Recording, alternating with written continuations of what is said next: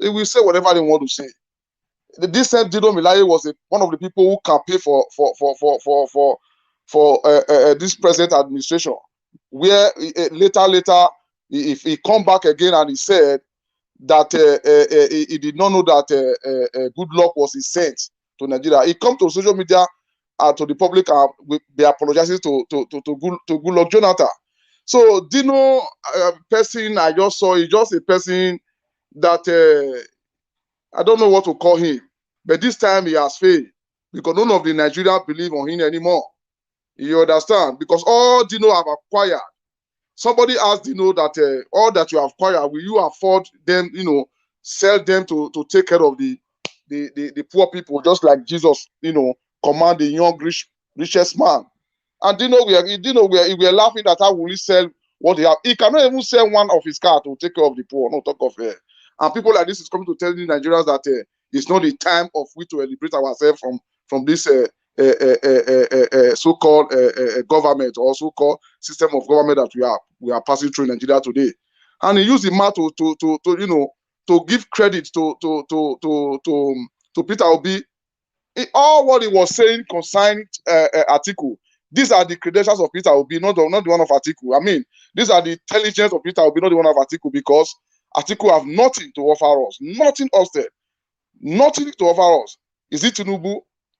Tinubu has nothing to offer us. Which these people have been. And the case of Wike, the governors of Rivers State, 3 days ago, I saw his social media when he was in vacation in a holiday at Turkish. So I think he moved before Tinubu. So it's like they have, talk on phone. And Tinubu have told this, listen, I am coming to France. Just take, the next available flight. I'll come and meet me in France and let us discuss. Because so-called Wike now become the new bride in town that the politicians have. Those that is desperate to grab powers are romancing right now. So Nigerian politicians are always like that. We do not surprised that Wike might finally end up and agree of only a position in Tinubu administration if he happens. Mr. Agbe, sorry for coming into your space. I want to ask you a question. Are you disappointed with the meeting of Wike and Tinubu? Exactly. If you look it from this angle, you see, just like the way Mr. Moroyi said before, Tinubu is, Wike is a man who the first time I saw Wike coming out to declare his interest, I said something. I don't know if you still remember in this platform. I say if they give power to Wike, I believe Wike will perform. But one thing I'm afraid of Wike is concerning the party, because Wike is so drunk about the PDP. And I'm still looking to those areas that if Wike will see, I still considering those areas that if Wike will see, dump PDP and go to other party, because he so much believe on the party. And that is why you see where Governor Otto was speaking.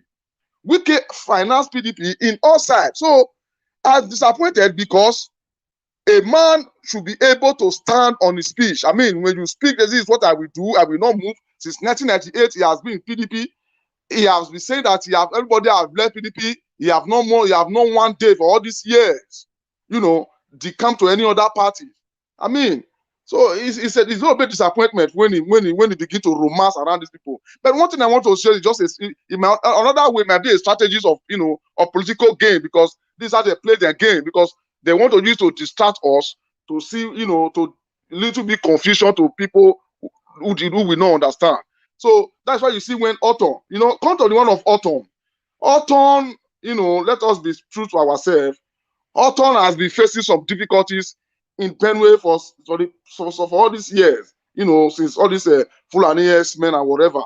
And in Autumn, in a Benue, we have about two different set of PDP right now from his own political parties, who have campaigning, so if Autumn is leaving, if turn of Autumn is finishing, that the power should go to the what they call them, the I forget the language speaking people there in a Benue. I will remember now that they have been saying that the power should go to those places, and Autumn are standing in the ground and saying that if they want to take power to those communities, that every political parties in the state should switch their, should zoom their ticket to that area. So I believe that according to what our moderator, Nigeria Watch were saying, that they flog him. These are the people who came out to flog him, because I believe that inside his own state, he has his own issues. So they have come to to drag in and say, this thing that you are saying, be careful, because you have your own issue in your house that you have not yet settle out. So that is one of Autumn, but it's unfortunate that or maybe they have come to tell him, because Autumn left with one statement after the interview, and he said that he has gone to the mountain, that he has gone to the mountain of prayer, that he has been praying, so for God to lead him. And when politicians are saying these words, they like to tell you that they have one or two things in their mind. So that was the words he ought to live with. So I believe that the PDP's leaders he has spoke his mind. If you saw Otto caught shade. He was like a dog that were released from the cage. The way when he was interviewing in the channels, in Arise station. So that is for that. I believe that they have one way or the other talked to him, or caution him. Not be talk, they talk that they threaten and not be talk. If you said that, you are right. They have one way or the other, because he still have his own issue. When somebody has a skeleton in his cupboard, when somebody come to say, hey, you must surely shock and look where you are coming from. You understand me now? So that is for Otto. Then come to the one of Bode George. You see, Bode George is not a pushover. This is a military. The military governor who have been on ground of those states for years now. So Bode George, and he said the same something. He said when Tinubu mentioned the place he went to primary school, they went there to verify. He said they did not, according to his words, which I understand there, they did not find anything there. No results. No evidence. Like no friends, like the way Buhari do it. Buhari bring out a picture of a old school that old friends that he started a picture with, and the same thing with Atiku. But Tinubu was not even nothing. So I said in the last the last broadcast that we when I come in, any person that have attended primary school, once you mention your name, it doesn't really matter the name you used to attend the primary school, but once you get there, and you must know the name of the headmaster or the teachers that teach you, mention one of their name. The school authority will still know them and say, yes, so and so people like this. Are you getting it now? And I think some of us live in America here. Some of us live in America here, and I believe they are hearing me right now. I wanted to they wanted to convince me that in America, they don't really go around and picking people from the street and said, come and read course in our university. Before you enter into any university, you must present, any certificate or to show, say, maybe you started primary school from the age of 10 years, because it's accepted. You started primary school at the age of 10 years or the age of 15 years, or this is the age where you are when you started primary school. You will not complete the years of primary school when you enter secondary school. You must present one thing before you enter university. How can somebody who did not start from primary, nothing like primary, no secondary, we want to know what Tinubu present for the University of I don't know, I think they say it's Cambridge University or whatever, Chicago University, that he used to obtain that certificate that is only around of a university certificate. So these people, they are just turning us one way or the other. And his own vice president depicted as a third vice, as a vice president. That one says he have issue with his certificate. So these people, they are just checking us around, like said, we don't know what they are doing. We really know what they are doing. And they are the ones that's going to, that the shame is going to fall upon their face. Because we believe that they are not going to go anywhere. There's no way that any person that is still campaigning for this set of people right now. Yes, ma'am. Any person that is still campaigning for set of people right now, they are just still in the blind, side of the world, or they are still in their dream. So I rest my case by saying that what that man from the northern were saying, if we open the eyes of the people, I believe the people in the in the southeast of Nigeria and southwest, that we are having somebody that God have chosen right now for we to to test and see if God is not God. So we should not turn our eyes from that person, and we should queue behind him. We should cast our vote onto him. I mean on him. I mean we should on him, so that by coming 2023 upward, Nigeria will become a place where at least out of 100%, we will be starting from 50% to see the better Nigeria. Thank you. As I hear the floor back to you, my sister. Thank you so much, Mr. Igbe. You really throw a lot of light on that issue of Tinubu, because that was what I have been asking. Some people are like, but he have presented the Chicago certificate and all that. I'm like, he needs to, what Nigerians are asking for is the primary and the secondary school. Some say it was orphan then, it was orphan. The father, the mother did not take his brain to the grave. He should be able to remember the secondary school and the primary school he attended. So, at least let's wait and see how those things play out. Now that his interim deputy, his interim vice president is also saying that his own certificate is missing. So it's not like a kind of, it's not a kind of, I don't know. They're acting Hollywood. They are just acting Hollywood drama They for are we just to playing on Nigerians. So let's see how the whole of this thing unveil as time goes on. Thank you so much. Before I move to Mr. Lucky, I want to the issue of the late Mr. Judise Idehen that was played before, the member of House of Representatives of Ego Ikpoba Oha Federal Constituency in Edo State that passes on today. We want to send a condolence message to the family and to the Edo State political space. So our sincere condolences to you people.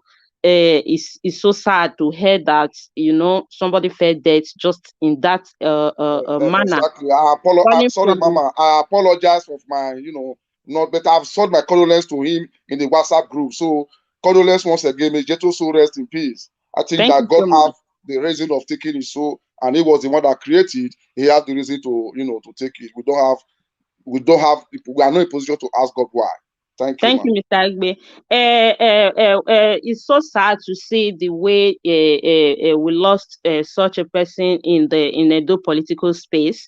And another thing I wanted to add to that, we don't know what must have led to it, but with what Mr. Ivis read before, he fell from the bed or something, might be an issue of inner medical health. And I want to use this opportunity to tell our politicians in Nigeria political space, we were battling with a Kurimadu case at hand. Now we are hearing another politician fell dead, let not say in a mysterious way, but in a very, somehow. But I think this could be a message to them. They should try as much as they can to fix our health care in Nigeria. They should fix our health care. If emergency cannot permit them to go to abroad as they always do, they should have a reliable and a very good place to go to in Nigeria. That being said, our sincere condolences to the family, as I earlier said, and the Edo State political space. Now we move to Mr. Lucky. Can you hear me? Mr. Lucky, are you there? Can you unmute yourself, please? I can hear you. Mr. Lucky, okay. Thanks for joining us this evening. Good evening. Thanks for joining the broadcast. I don't know if you have been following us when all the video were played. Were you in the broadcast then? Yes, I saw when the video were played. Oh, brilliant. Okay, now you can make your contribution. Actually, I would like to digress a little bit. Before, there's something I saw in... First of all, I want to greet everyone. Good evening, my fellow panel and Niger Watch. Thank you so much. Go ahead. We're hearing you. Yeah. Okay, go ahead. So, is it one man in one channel, hosted by one man? First, I saw him put a caption saying, we would like to compare Obi record. Then he said, Obi asked people to go and verify. We have gone to verify. The award he claimed he earned is not true. Why I'm mentioning this is because there is army of people who are out for controversies to provide, to put on propagandas. Wherever information they get, they edit it, they manipulate it, they doctor it. That's exactly what I find out today. So when I saw where he said, go and verify, we have gone to verify Obi, and the award he claimed to earn from Miranda Gate is not true.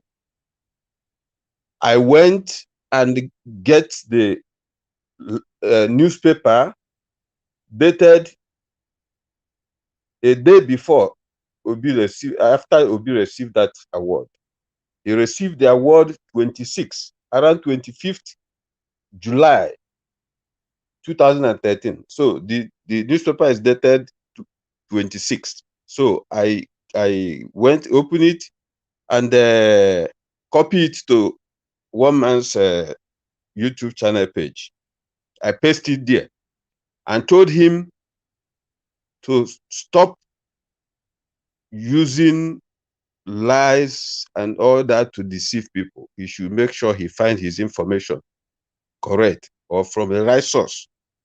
So after some minutes, he changed the caption. When he changed it, he now come up with another one, which says, comparing Obi record with Ngige and Obiano. And this first caption also came from the same source. This same person whom I don't know who paid, that made that edit.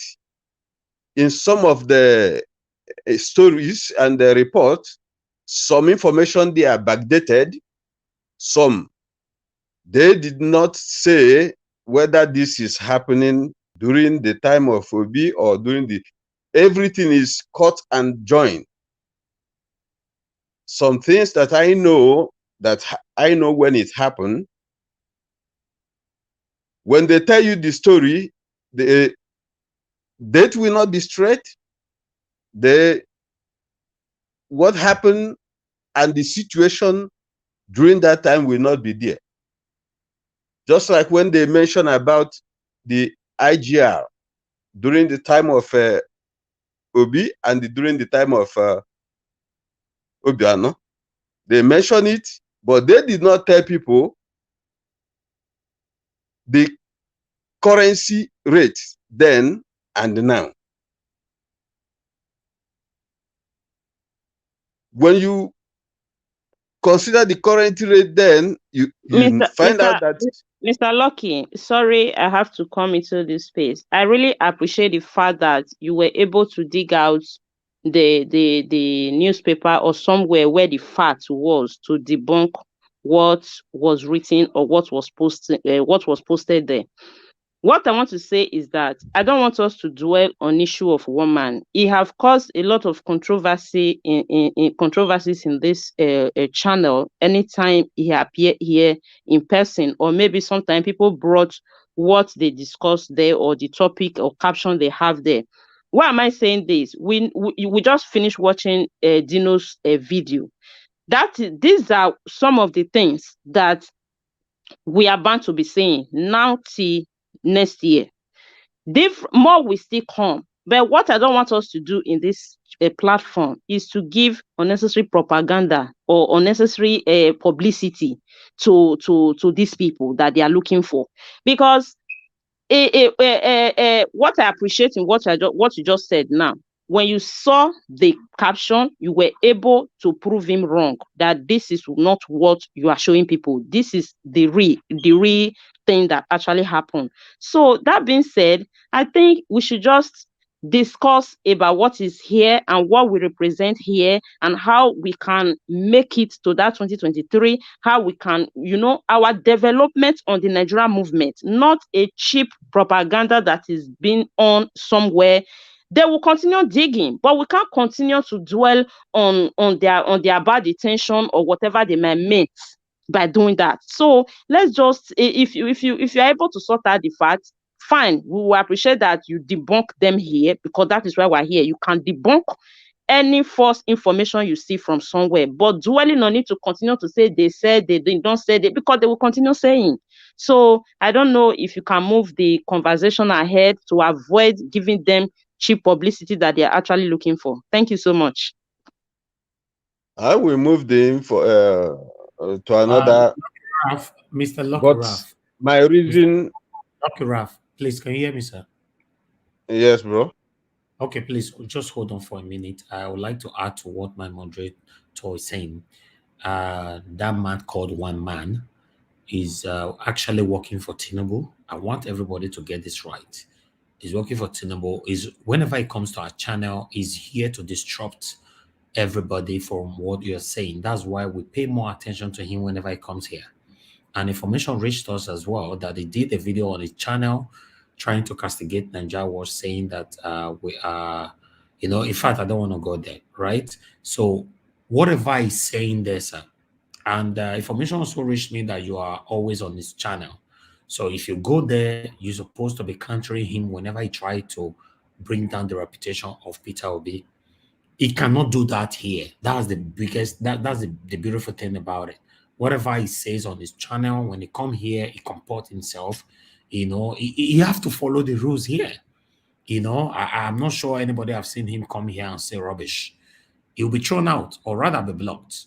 So he follows the rules on this platform. It's only on this platform that he can misbehave and give you all this authentic information. So I don't want you to emphasize on that. I would rather you contribute to the topic we have today. Thank you, sir. No Yeah, problem.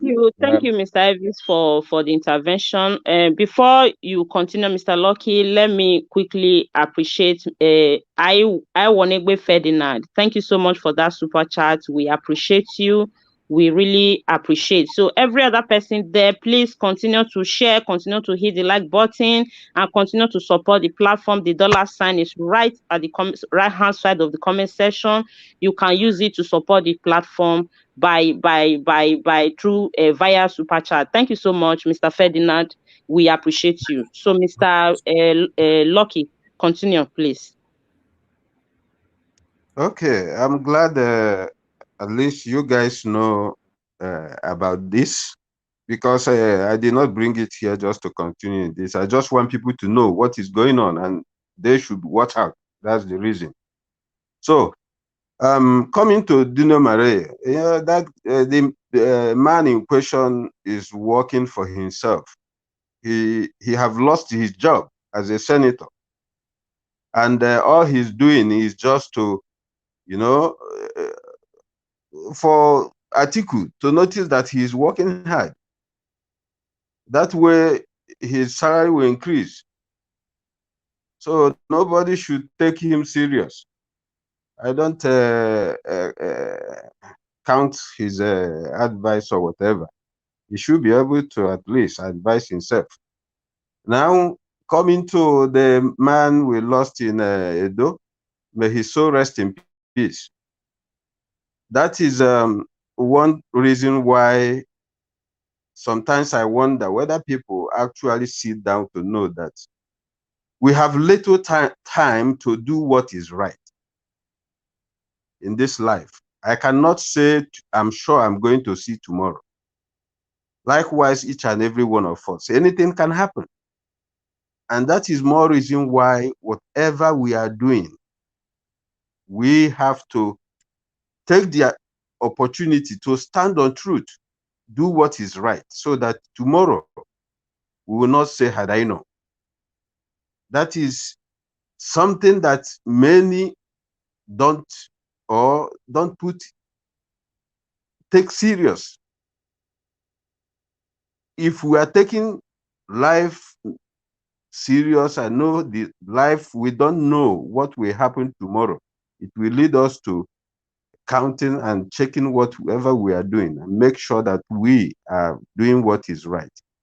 Now, in this situation we are in right now, you can see Wike and Tinubu going to France, trying to, build something together.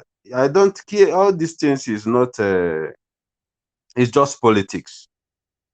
It's just politics. But I don't think Wike will actually, it's not possible for him to move to APC. It's not possible at all. So nobody that follow politics that will take it serious, because Amechi is in APC. So whatever they are discussing have no meaning. Amechi is in APC. He's a big guy in APC, and Wike cannot agree to be under him. Likewise, Amechi will not agree for him to be ahead of him. So that one, by the way. So another thing I want us to do is to try as much as possible to at least discuss about the solution and things on ground, how to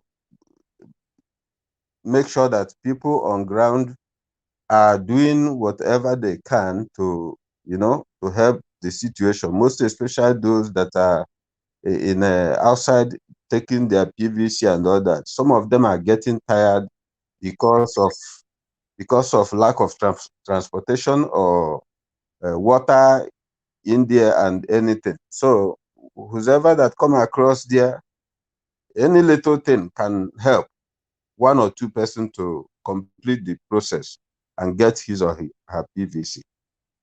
I will stop here for now. I thank you all. Thank you so much, Mr. Lucky. We appreciate you bringing into our attention the fake rumor that is being spread out there. That is why we are here to debunk, and we appreciate the fact that you were able to investigate and bring forth the factual document. Thank you so much. Now we move to Mr. Gosson. Mr. Gosson, are you there? Can you hear me? Hello, can you hear me? Yeah, good evening, Mr. Gosson. Thanks for joining us today. Hello. Yes, I can hear you loud and clear. Can you hear me? Okay. Yeah, I can hear you. I just want to contribute a little bit to some of the things we've talked about. So, I wanted to start with the issue of Bode George and Tinubu. Now, someone like Bode George, Bode George is one of these well-respected Lagos politicians. Even though he's in PDP, he's a man that's is a retired senior military man, and is quite very well-respected Yoruba man from Lagos State. So the way he laughed in a sarcastic manner when they brought up the issue of Tinubu, that shows you that this is a man that has all he has all the receipts. Everything about Tinubu he knows. So when he laughs like that, you know that there's a lot to it. And that is why he laughed the way he laughed. He knows what is all this thing that Tinubu is trying to cover. This issue of certificate with long-standing issue for more than 20 years ago. So, but it's something that will keep coming up and up because Tinubu doesn't want those type of issues to be in the public this thing. They want it to be killed if possible. But it's a shame in a country like Nigeria, this type of people who have very dubious past. And Tinubu, his real name, because I found somebody that posted that actually posted his name on Facebook sometime last week, and they showed his picture of when he was in the university in America. His real name is actually Yekini Amuda Ogunlere, alias Bobo Chicago. They used to call him Bobo Chicago those days in America. So his real name is Yakini Amoda Ogunlere. That's his real name. Before he later changed it to, and this says that he's from Osun State actually, but he later changed his name to Bola Tinubu. It's now from Lagos State. So this is people that know him. You know, this man's history is something that has always been. There's always been a lot of stories about the kind of both his qualifications, his name, everything about the man is wishy. Is not very clear. Anyway, coming to the issue of Dino. Now, Dino is a man that is a man that does not have any character. This is a man. If it's not that Nigeria is a country where there are no morals, for a politician who has no work, if you ask Dino his job, Dino cannot tell you this is what I do. But Dino is living a life of luxury. Dino is flaunting his money and flaunting his houses and his cars on social media. Nobody will ask them. And it's not the only politician. Most of these politicians in Nigeria, if you ask them their job, they have no job. Their job is politics. That's their job. Other people go out to go and struggle to make a living. What Nigerian politicians are doing are just embezzling money, and that's their job. Their job is professional politician. All they do is take the money of the government and use it to live a life of luxury. And that is why someone like Dino, who doesn't have anything to offer, he's only there, his paymasters, when they give him money, he's like Fani Kayode, who jumps from party to party. They're all the same. Him and Fani Kayode are the same. They say what their master want them to say. As long as you are giving them money, he who pays the piper dictates the tune. So what Dino is saying is what Atiku wants him to say. You don't expect him to say any other thing, because that's how he's able to eat. You don't know how much Atiku has given him, or how much he's going to get from Atiku. As they steal from the government, they share it among themselves. And obviously, all he can say is to come out like that and be saying those crazy things he's saying. Now, one thing which he said, he was talking about how he praised Peter Obi so much, and all that. After praising him, he now started talking about the North. And the thing I hate about these people is that when they no longer have a case, they want to bring in tribal sentiments into their arguments. What does he have? Why does he have to now reduce it? Oh, the North can never trust the East. The West don't trust the East. What is all this nonsense?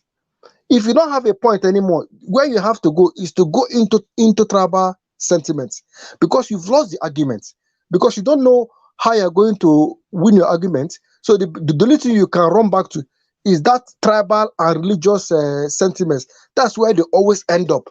So most of them, when they're saying that Peter Obi cannot win, they're not saying Peter Obi cannot win because he's not supposed to win, or doesn't have the intellect, or he's not well to do, or that he doesn't have what it takes to be the president. That's not the point they're making. The point they're making is all about tribal things and religious things like that. That's where they always end up. So if you look at most of them, they have no bad word to say about him. They don't want this man to come and spoil their party, because they know if someone like that becomes the president, all these excesses, he's going to curb them. And most of these professional politicians, they're going to lose their job. And most of them, this is how they eat. As long as their friends are in power, they keep getting money. So this is the issue. This is why all this we keep getting these issues. But what I want people to know is that, as those of us that want a change in Nigeria, all we can say, people should not be discouraged or disheartened. All these stories that people like this, my brother that just spoke before me now, was talking about people like one man. There are a lot of it's not only that channel. There's some one or two other channels I stumble on once in a while. The rubbish they are saying on all those places, when you listen to it, you're wondering how some of these people are coming up with all these stories. But that is the problem. But it all shows you that what is going on now, these people are getting scared. All these things that happen, why are they all coming back to Obi all the time? What is this Obi? You people say the man has no structure. The man doesn't have anything. You people have all the structure, but you people always talking about him. Leave the man alone now. You people that have structure, go and do your campaign. Talk about your principles. Say what they're going to do. No, none of them has anything to offer. They're not saying anything useful. Nothing. They just want to go back there because they feel it's their turn. Like Tinubu will say, it's his turn. So that's how they want Nigeria to be. You come and rule, another person will come. They just be sharing the thing like that. Now, Wike and Tinubu meeting. There's one saying that somebody I had a long time ago, which said that in politics, there's no permanent friend or permanent enemy. There's only permanent interest. So a lot of these politicians, they don't have friends, they don't have enemy. It's all about what will benefit them. So most of the politicians, they do things for how will it benefit me, especially those that don't care about the masses that are suffering. Those that care about the masses, they at least are trying to serve the masses.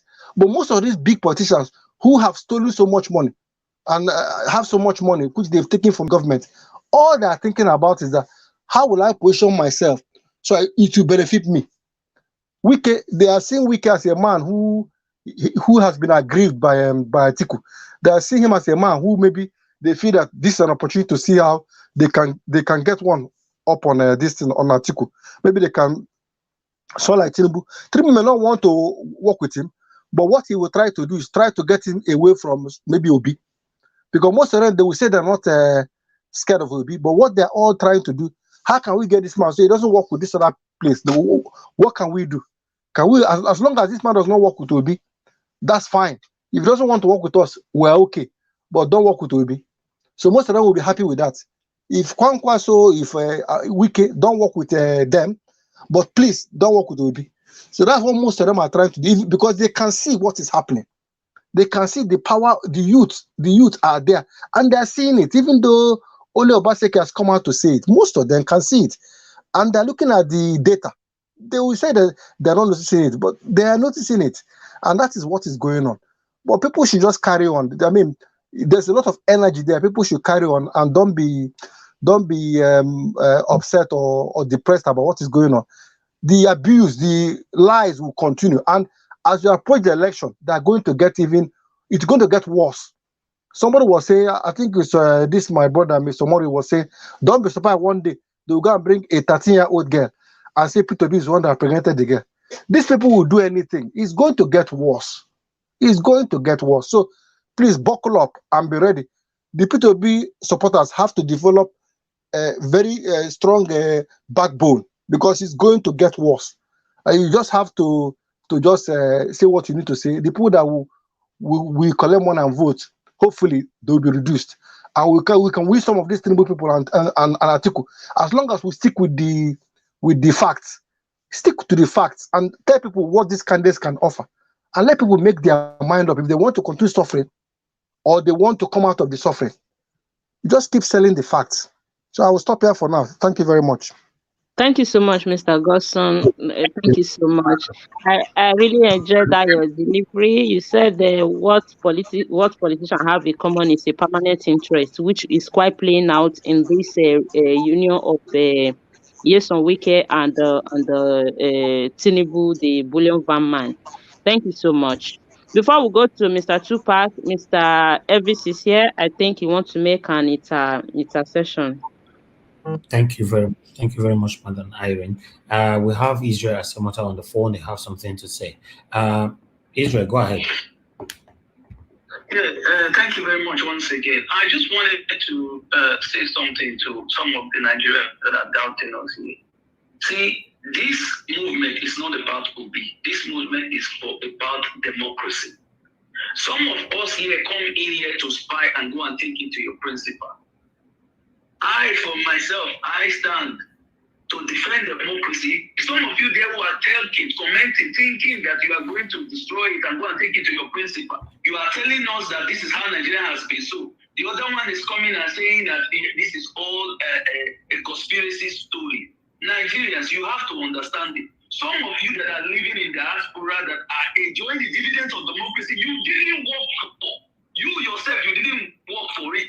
You came here, you are respecting it, and you are enjoying the roads, electricity, you are enjoying healthcare, everything. You didn't work in a single thing for it, but you are enjoying it. You are asking Nigerians to stop defending democracy. Are you happy with the way they are suffering? Are you happy? You are hiding somewhere else now. You are giving writing. But it's very unfortunate. When we talk, they said we are defending principal. Which principal? Have you not suffered enough in Nigeria? Is Nigeria so better that you run abroad? Have you seen Libyans running abroad? Because their country is better. But why can't we Nigerians build their own? The other one will run and go and get healthcare. The other one will run and go and put their children in good school. Can't you put your own? These people are using you for decades. And you are still saying that this one is good, this one is good. You are using tribal. You are fighting for democracy. You are not fighting for anyone. Your bill you are talking about is not even fighting for himself. He's rich. He can decide to move and go and do his own thing. But where are you? But somebody is coming out. Do you know if it's the will of God? We all pray. We pray from 1999 to this time. Every day, Happy New Year. You pray for God. Hey, pray this one. Hey, pray this one. Still, you are still in that darkness. These people, you are where you are now. You don't even believe on that. But yet they are going. You know, the owner of Facebook is not even prayer. It's not even like praying as you are praying. But yet it's doing good. Guinness is doing good. Everything. You don't ask yourself why is our own different. And yet you are attacking people. They are trying to get back their democracy. Please, we should stop doing that. If you want to talk your own, make them talk their own. Stop telling them to stop. If you want to defend your own, then come on air and defend it. It's simple. Thank you. Thank you very much, my brother. I appreciate you. Thank you. God bless you. Over to you, Madam Irene. Thank you very much for your time. Thank you so much, Mr. Ivis. Anytime you want to take some call, just let us know. Then we also hear from some people from the public. Yeah, before I go to Mr. Tupac, I just want to appreciate one more time the people in the comment section. Please don't stop hitting the like button. Don't stop sharing the broadcast. If you are new in this platform, just try to subscribe so that you get notification anytime we are on air. We are going to be on this case till February next year. The platform will still keep transmitting, but we are going to be virtually every day intensively on the change about Nigeria and its issue that is actually affecting you and I. Is very, very important. We put heads together to work on this, to find a solution, a lasting solution to change our country and take it back right now, because Nigeria, the way it is right now, is a time bomb. And the people on the seat don't need to be told that these people are not qualified to be ruling millions of Nigerians out there globally that are PhD holder, master degree holder. Just name the degree that many Nigerians are having there. It's so sick and it's so sad to hear that people that are ruling us are people that keep telling us even primary school certificate, they can't provide it. Secondary school certificate, they don't have it. All they have to offer out is to show us affidavit. So we need to put a stop to the madness in Nigeria right now. They can't make our country a joke right in front of our eyes. It's now or never. We say enough is enough to this. Thank you so much, my people. Keep the like coming, keep the sharing coming. Also support us with the super chat by using the $ at the right hand side of the comment section via super chat. Thank you. We appreciate you people. Moving on, we are going to Mr. Nice. Tupac, are you there? Can you hear me? Yes, I'm here. Thanks for having me. Thanks for joining the broadcast this evening, Brother Nice. It's always a pleasure to have you. Where have you been? Where have you been? I miss you. Thank you so much, Brother Nice. I'm always there, controlling things in the comment section. We are always on this together. Thank you so much for missing me. And we in fact, I always watch you. I always see you. You are always there for us. Thank you for your support. So we'll leave the floor for you to make your contribution now. Over to you. All right, thanks. I want to use this one to give an advice to the supporter of APC and PDP. Both your flag bearer, the PDP and APC, you people should sit up your bed, because we, the obedient, we are coming for you guys. No matter, even though you cry from here till tomorrow, till 2023, we are coming in a massive way. We are not going to relent in this movement. That is my man. So you people should be ready. Sit up your bed. All those one you people are going to comment section to cry. This is just the beginning of your tears. We are not relenting. So you people should get that. Let me go to obedient, we have become nightmare to APC and PDP. No sleeping for APC and PDP. Who could have think that the almighty APC and PDP would have scared of one person called Peter Obi? Who would have think? So imagine today now, all the big men in all these two parties, APC, all this almighty APC and PDP, now they don't have sleepless night because of Peter Obi. So that's to tell you, for me, Peter Obi have already won. Because Peter Obi have put these people on their toes. Even though this man will not win 2023, but only this earthquake that this man have created alone, he has put APC and PDP on their toes. You understand? So I will tell every supporter of obedient that we should not relent. This movement, many of them, if they don't take time, both their supporters, they will have heart attack. Till where we get to that Aso Rock. You understand? They should be waiting for us. Let me go to this man, what is his name? Dino Melaye. Dino Melaye. Dino Melaye came out to speak because he himself is not sleeping anymore. Peter Obi movement is giving him headache. That is the reason why he came out to voice all those things that he's voicing. It's not his voice. It's not his fault. We should not blame him. It's the earthquake of this movement that is putting these people on their toes. You understand? So this one, I don't have problem with them coming out to voice, but because they are seeing what is happening. For the city governor to come out and tell you the same thing, Governor Obaseki, tell you that this movement is causing earthquake. So this one have to tell you that we have won. They can't stop us. We are unstoppable. You understand? So these people, they never think that one day one person will come out and make them tremble this way. These two parties. You understand? They have seen the difference. This is the first time in my lifetime that I've seen Nigerians have been eager to have their PVC very early. That is to tell you that these people have wake up. These people have passed through a lot. You understand? PDP and APC have dealt with Nigerians. What are you telling me? So this time around, with this revolution now, it's not by gun, it's not by fighting, it's by PVC. They are seeing what is coming for them. So this one, they have nowhere to run to. This one that went to Governor Wike and Tinubu that went to do their meeting in France.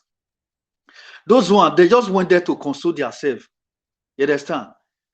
Because of what the disappointment and everything that they passed through. So that one is a political issue. They are trying to settle themselves. That one is for their own political interest. That's the reason why I will never trust any politician. Because these people, they are betrayers. Who would have thought that Wike would discuss with Tinubu? So this one, I've already tell you that Nigeria should not trust any of the politicians. These people, they have sold us to different kind of vices. These are our politicians. Death with us with hungry. Death with us with bad electricity. Death with us with a bad road. Death with us with waiting we never see for our politician hand. Peter Obi is here to deliver us from them. So that is why they cannot sleep anymore. You understand? So I not get shaky. If I take my decision is firm. You understand? And me and my household, this one that is coming to them, if they survive this Peter Obi movement, you'll see, say, this APC and PDP, they'll start to perform. If they survive this movement, just go mark this word where I tell all of you now. So these people, let them just be. So which one is the next topic again?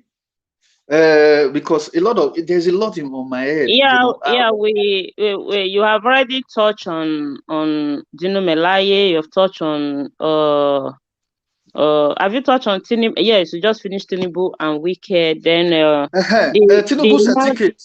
the man Tinubu we lost, certificate. the man we lost in Edo State as well is there, and Yes, Tinubu. let me go to Tinubu certificate. This I don't know if you people know that lady, that sister they call that Adeola. do this Adeola. Adeola. Yeah, that do that program. Keep it real. Yeah. When this saga of this certificate of this man came out, that woman pick a phone and she called Chicago this thing university that this man claimed that he went, and those people said that they don't even know someone like that. So that one now is already clear that these people are just telling lies. Even the one he said he went in Nigeria, let them pick a call now, call that same university in Nigeria. Now you will hear that they don't even have any result concerning that man. We have been experiencing, we have been seeing this kind of things occur from our politicians every day. Even Obaseki came out at the same time. Till today now, we don't speak about it anymore. So these people, that's the reason why I tell you, if students have problem in Nigeria, they are not worried because they themselves, they don't go to school. You think these people who don't even have certificate will be worried if Nigerians don't have certificate? That is my question for Nigerians. That is why when ASU is on strike, they are not bothered because they themselves don't have. They don't want Nigerian students to have as well, to go to school. This is what the Northerners did in North. They now create all these monsters in North. The money they will give to those Northerners leaders to build schools, to put those children in school, they will leave them to become a Majiri on the street. Now those people now become a monsters on the street now. They are now all over Nigeria, kidnapping people. If you kill their lama, they will kill you in replace. So that country, our leader, they turn Nigeria into Somali. It's God that brought Peter Obi to deliver that country. So we all should queue behind Peter Obi to deliver Nigeria from this cabal. Because these people have held that country hostage. So rest in peace to that politician that passed on. Because most of our politicians, they don't even have time to go for checkup because them themselves, they are running after money. The money they will loot, how they will oppress Nigerians. That is what they think about when they are sleeping. They don't even care about their health. I will say that situation that you guys all explained that happened, that one could be heart attack. And I wish he went to go for treatment. Maybe he went to check up every time. Maybe the doctor could have seen it. But because they don't care about their health, all they think of how to steal money, how to oppress Nigerians. That's all they think about. So, no, well, I don't want to go too much because it can happen to anybody. So, my only advice for them, they should be taking their time, not only thinking about how to rob Nigerians. They should be taking their time to go for checkup, to take care of their own self as well. So that is what I would say about that. Rest in peace, and my condolences to his family. So thank you all. I will rest my case here. Thank you. Thank you so much, Brother Nice. Thank you so much. I can feel your emotion, your intense concern about our dear country. Nobody that would not feel so. I can see that Mr. CM is ready. He's supposed to be the number one to speak in the panel. Now we have to go to him before I come to Comrade Chidi. So let's go to Mr. CM. And Mr. CM, good to have you today. And there is a topic that virtually all the panelists have not really emphasized on that. I will want you to start with it because I think it's going to be a good message to the people that are believing or that are worried about Peter Obi popularity in the northern part of Nigeria. We have a video that we played before of one Ango Abdullahi, one of the leaders of the northern, the elders of the northern leaders. advising Nigeria, or better still, saying that Atiku and Tinubu have nothing to offer to Nigeria. It was somehow telling Nigeria to look up to Peter Obi or Kwankwaso of NNPP.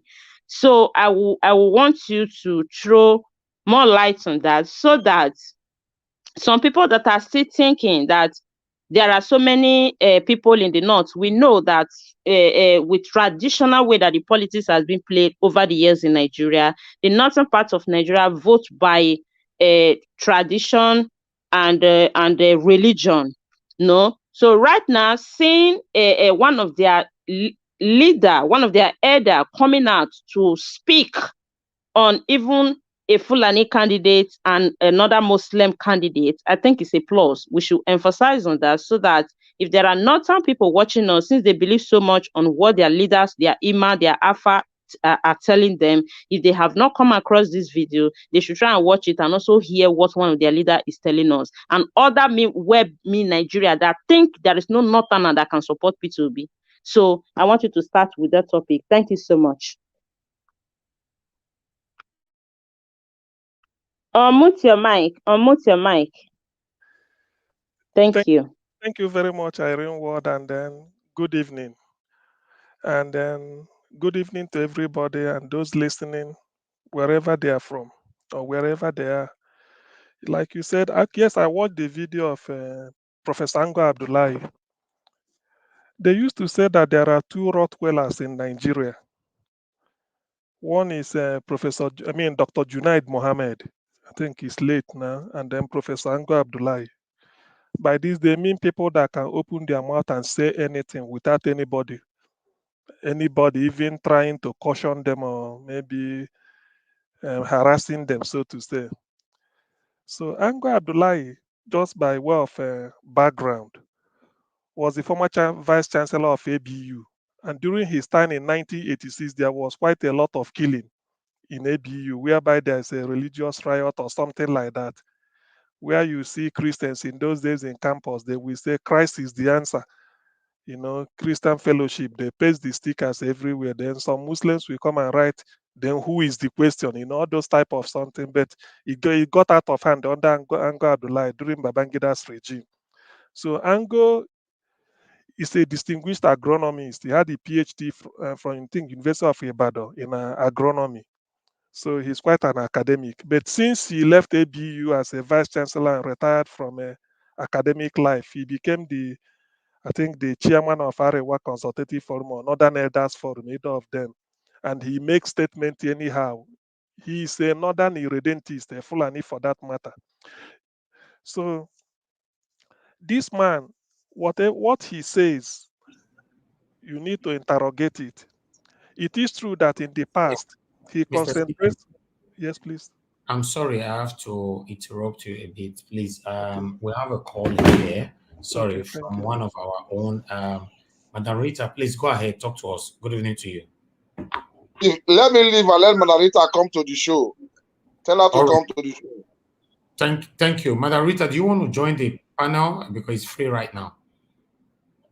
Or you want to contribute? I'm kind of busy right now. Okay, go ahead. Yeah, go ahead. That's why I deliberately didn't join. I just want to say something, Okay. When we are speaking, especially to somebody who has passed, we have to be very careful. And I think everybody knows the same way when Ekweremadu and his wife went into that issue with his daughter and all that. We talked about the man, we separated it, and also wished his daughter quick recovery or find somebody, and we were praying that hopefully she will find somebody that can give her a kidney, right? We didn't insult the other, but now this Honorable Jude, may so rest in peace, he just passed. And Brother Nice, you made some certain statements that it didn't really go well with me, and I think it was really wrong. You were purging on about him should have taken care of his health and not thinking about stealing money. First of all, you don't even know the man, you don't even know anything about his health, you don't know whether he was taking care of his health. So it was really wrong. All I expected, just like the other panelists, we're just paying condolence to the family. I mean, this is somebody's father, somebody's husband, somebody's brother, somebody's uncle, and you're saying he's just thinking about stealing money. It was really, really wrong, but Nice. It was really wrong, and I think you ought to apologize this, because if the family member hears this, they will be very, very hurt, and it will all boil down to Nigeria Watch. It will not boil down to you. So we want to keep the reputation of this this honorable means of communication to Edo people, we should say the right words, especially when somebody passes on. That's why I called. Yeah, thank you very much. Thank you very much, Madam Rita. Thank you. Okay, Brother Nice, I was not actually here when that happened, so I'm not sure how you delivered your message to the late Honorable Isaiah. So I would like you to rectify that now, if you can, please. Mr. Naja Watch, I did not say anything wrong. If she said I say something wrong, I will say sorry about that. But I know I did not say anything wrong. You can go back and listen to See, what I. yes, I didn't listen to you at all because you are one of Yeah, us. yeah. You can go back and listen to what I said. I don't know if It was a kind Sister of Rita. I don't know it was if a she's kind of this. advice. Hold on, Mr. Nines. Mr. Ivis, you were not here. I was here. I actually moderated that. I think the only place I think it kind of go out of tone should be when he said they only bother about the money that they are getting or the money they are stealing. Apart from that, in the area of maybe taking care of their self, I think it was just an advice that they should also spend time, the time they spend in looking for Nigerian money to see. They should also spend the time to like take care of themselves. Though I quite concur with Sister Rita on that, not to speak much ill about the people that are passed on. But I think that is the only place I see. Let it not be that maybe I was there moderating, somebody says something that was not okay, I could not be able to handle it. No, maybe that is the area that Sister Rita is hitting on when he said they only bother about stealing our money. They should as well bother on taking care of themselves the way they bother on stealing Nigeria's money. So, Mr. Nice, if you can refrain that place, if it's going to be a problem to the channel, I don't think there is an issue on you apologizing for that or maybe refraining the word stealing money. I don't really know. I don't know. But she said it was not okay by her, or maybe it would not be okay with the family. So I honestly.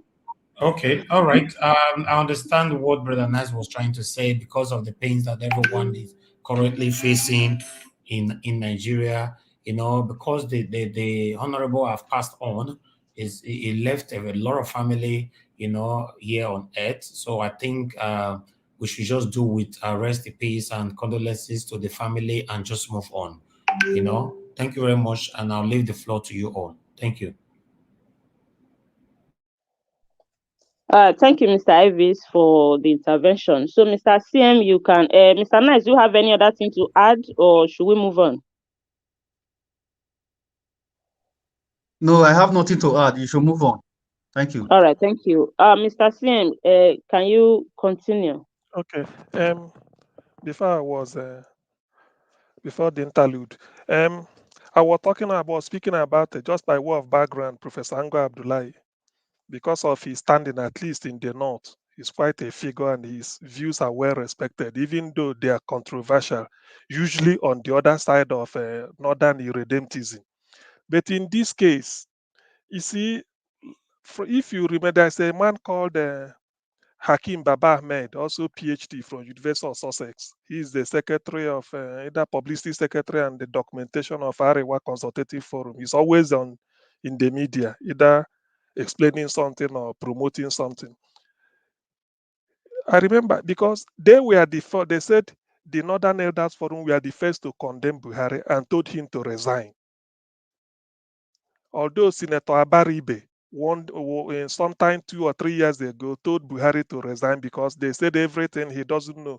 So the Northern Elders Forum through Baba Akim Ahmed, they said they decided it, and even people like Bisango Abdullahi agreed that Buhari has failed, that even he has left the North worse off than he met the North. So it's on record. I'm not forging it. I'm not making anything up. So why I'm saying this is that you for people to cast their mind back and know the type of character, the type of person, a very strong character that Professor Anga Abdullahi is in terms of defending the interest of the North. But in this case, in this video we watch, you can now see, being an academic, he's read from Kansas State, I think PhD from Kansas State University in 1976 in agronomy. from what he's saying, he cannot come out to talk like maybe unguarded, like Dino Melaye is saying, like a motor packed out, opening the mouth and saying things anyhow when he was criticizing Tinubu. But in this case, the man was trying to tell you that the traditional politicians, the conventional, the professional politicians, those that make a living out of politics, in other words, those that must have at least 30 years experience in politics. By this, he means somebody like Atiku Abubakar since 1992, Bola Tinubu almost since 1992 when he became senator and under SDP in those days. So Ango Abdullah is trying to say there are 18 political parties with 18 presidential candidates, that the traditional people, those the people know about, excuse me, that they are nothing to write home about. They have nothing to offer. They have nothing to offer Nigeria. So what they are saying in effect is that these people should not be encouraged to continue whatever they are doing. So, but then now he may not sort of live up to his billing if he now come out openly and say, oh, it is that man from the southeast, it is that man that is causing this revolution that people should listen to. In other words, his message is coded. For those that will read in between the lines, his message is coded. And in coding it, he takes somebody who can easily sort of decipher, read between the line, and to understand what he's saying. So why, and then coming from the north, why he's saying it is that he's not a small boy. He's over 60 or 70 years. He should be over 70 years old, if I'm not mistaken. So such a man residing in the north, he must have looked at his environment. He must have looked around, and then the revolution that he's seeing speaks volumes. So for him not to say it like this, but he's trying to say it with the intention that he will come in. I mean, I know there is still time for him between now until next year. He will still come out to rationalize this as time goes on. But he's trying to say, look, from what I'm seeing or from what I'm going from my preliminary investigation, that those traditional politicians have nothing to offer. And when he says it is PDP and APC, then those that will offer something, the race 16 political parties, he knows that it is P2B, but he cannot come out to tell you, oh, this is the man we are waiting for. He is in the north, he is seeing it. Then what this translates into is to those that are sort of still in doubt whether the revolution is sweeping up north or whether it is just the thing that is confined to maybe southeast, south to Lagos axis. Let me just be a little bit skeptical. For those that are thinking in that direction, they are mistaken. Ango Abdullahi, such a man must have tentacles all over in the north. So he has seen it. And even then, he must have held series of meetings. He must have thought of it very well before saying what he's saying. So for people that are still doubting it and still trying to pigeonhole something, maybe pigeonhole P2B to one end, they are making a mistake. I do not think so. So in this case, his call, his intervention, the intervention of Professor Anga Abdullahi is well taken and is well placed. It is not a misplaced call. It is not a misplaced intervention. So what he's saying, only that I would have wanted him to say more and to be more clear in what he's trying to say. After all, he hasn't got anything to fear. He's over 70, been in charge of Arewa Consultative Forum, Arewa, another elders forum, and then he's an academic and he's a professor. So I don't think he can be browbeaten or somebody can bamboozle him. So that is the what I could take for it. To me, to me, the way he spoke is for those that have ears, let them hear, and those that have eyes, they should know what he's heading to. Everybody is talking about Obi. Even, are you telling me that Professor Ango Abdullahi did not listen to what Governor Godwin Obaseki of Edo State said? They must have all had it and be a governor who receives intelligent report from SSS and police every morning, because as a governor, you must receive intelligence report about your state, how safe people slept last night, and then you give a report before they start the day.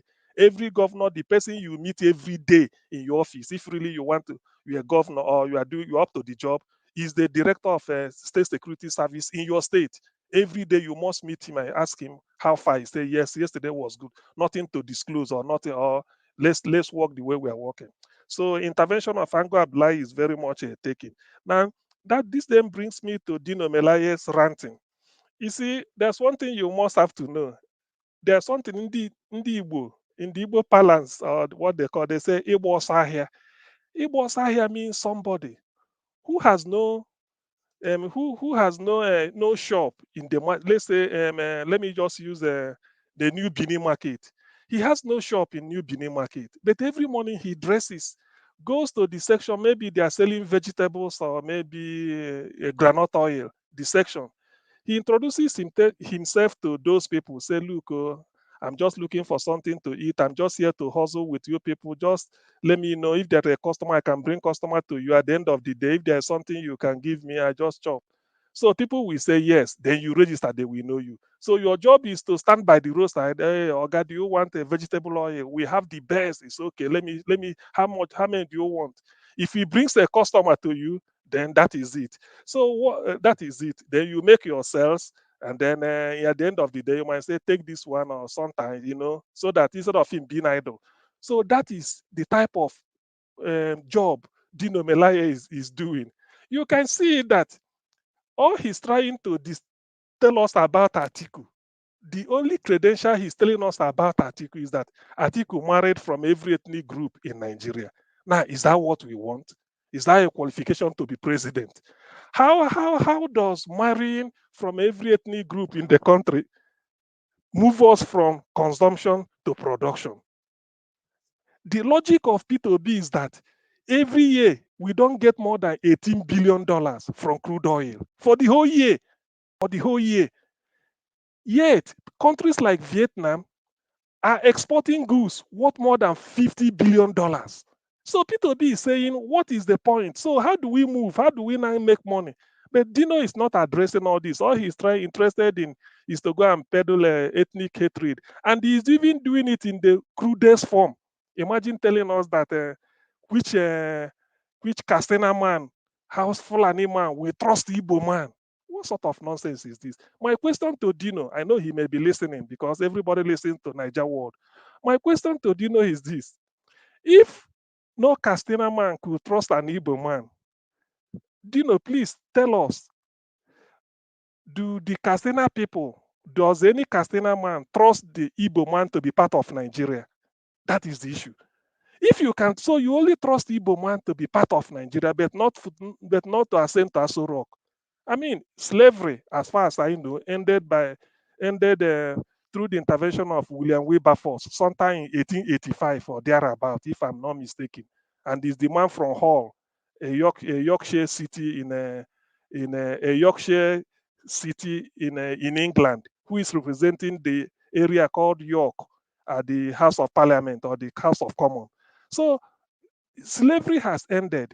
If slavery means you want Igbo man to be part of Nigeria, it's okay.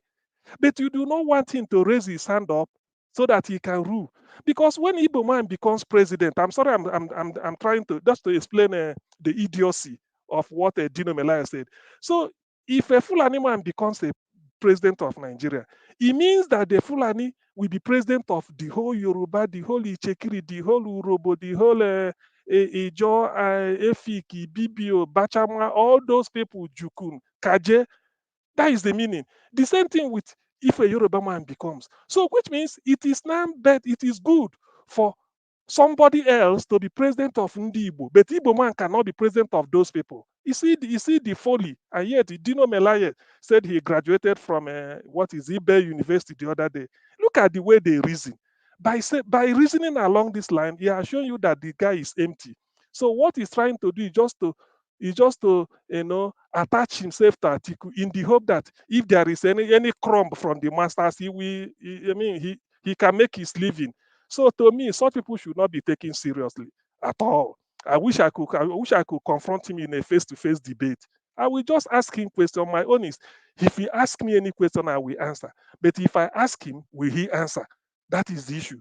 So coming to bring up the issue of Atiku married everywhere, Atiku can unify Nigeria. Who tells you that if the economy of Nigeria, if somebody could work the miracle and wipe out unemployment or reduce it from over 100 million to around 5 million, that Nigerians will not be united. What is he trying to say?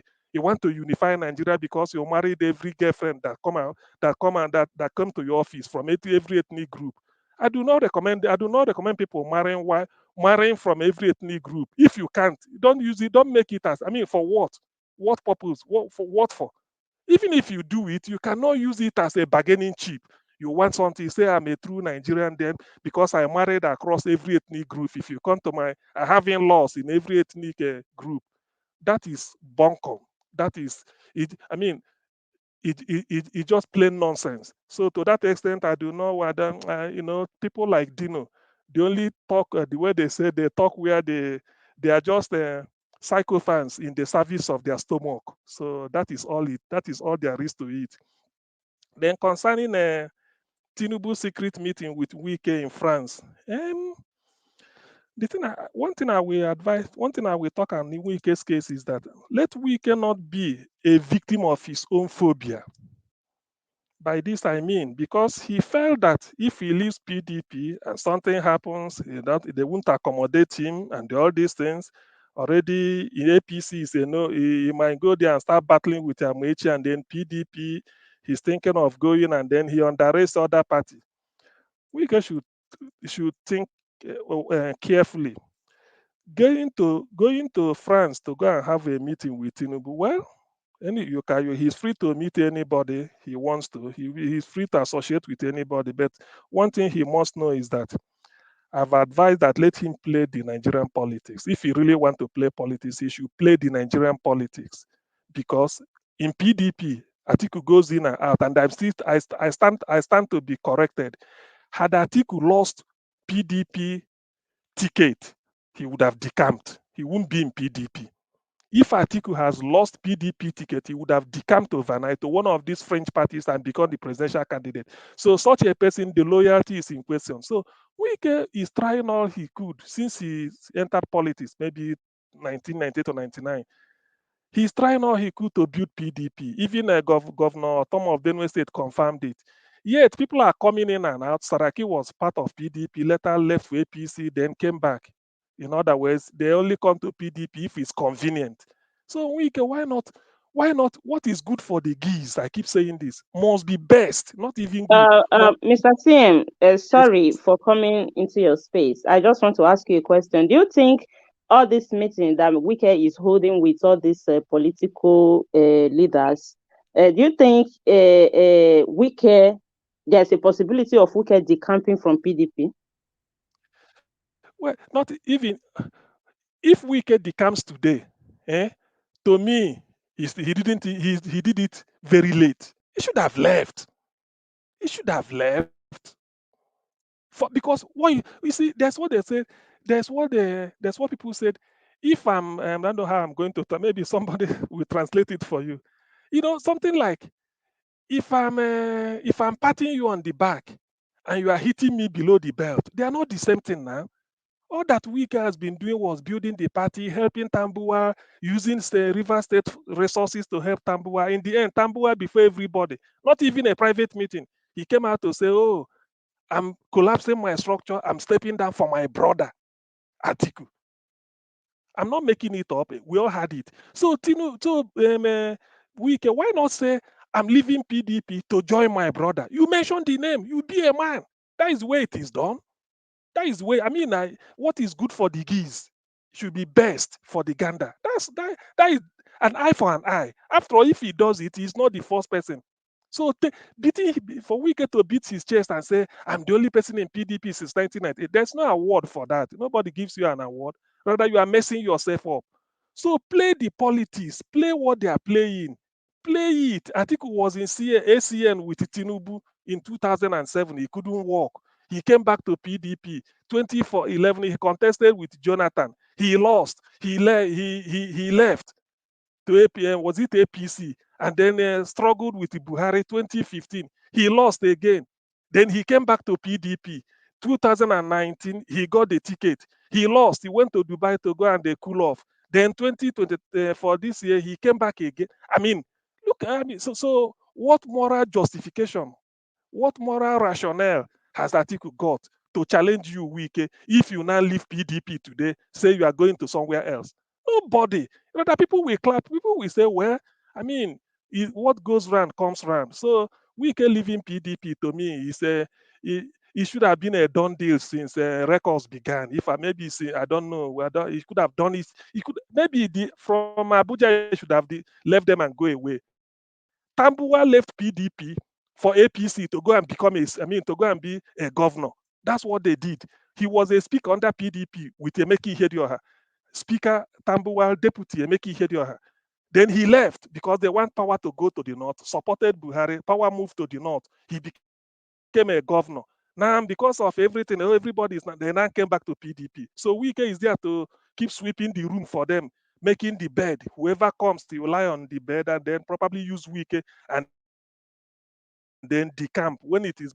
I mean, look, excuse me, please. Let me look into another thing.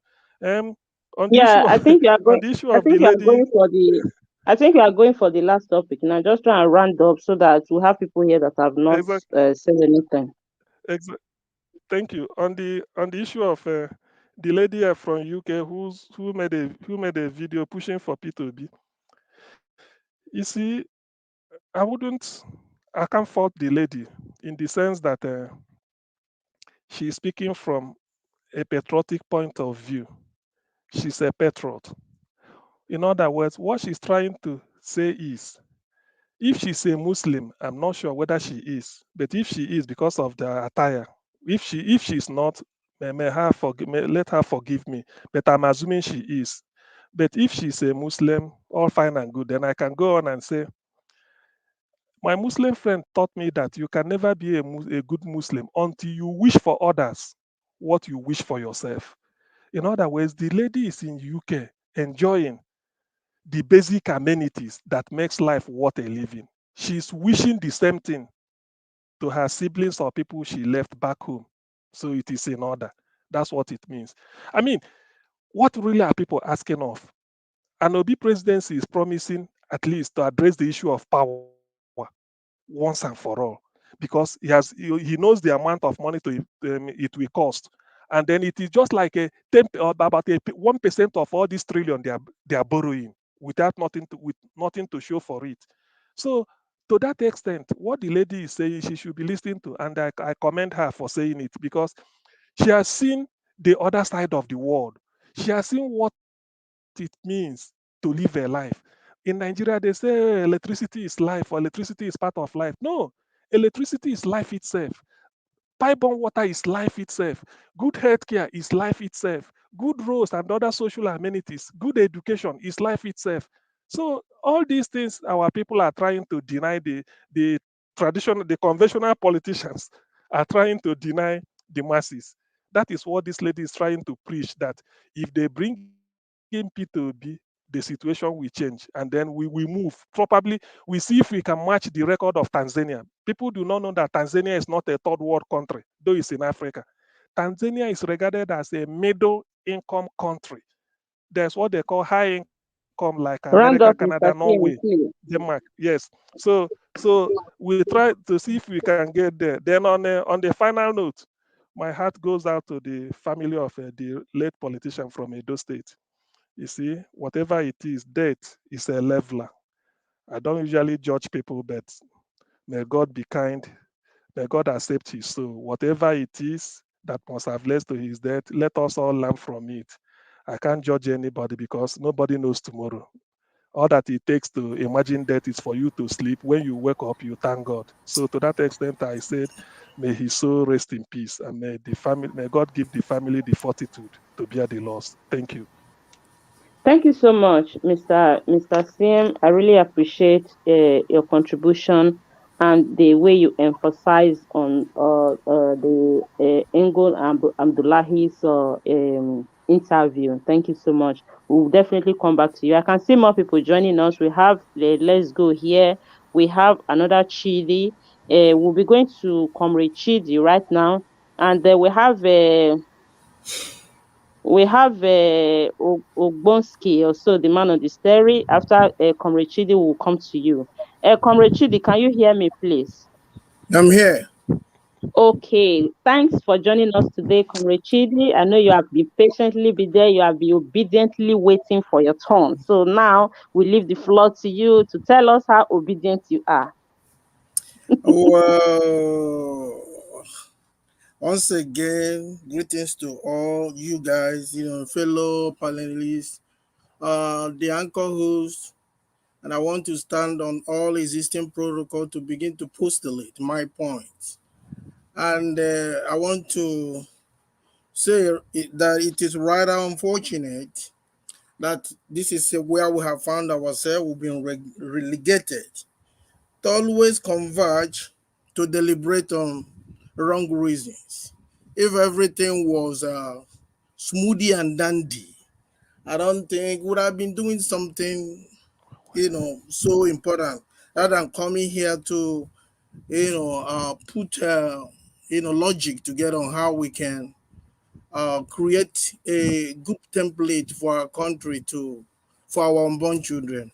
Well, having said that, I want to also re-emphasize that I feel so bad about the things, the topic that are dominating the political wave.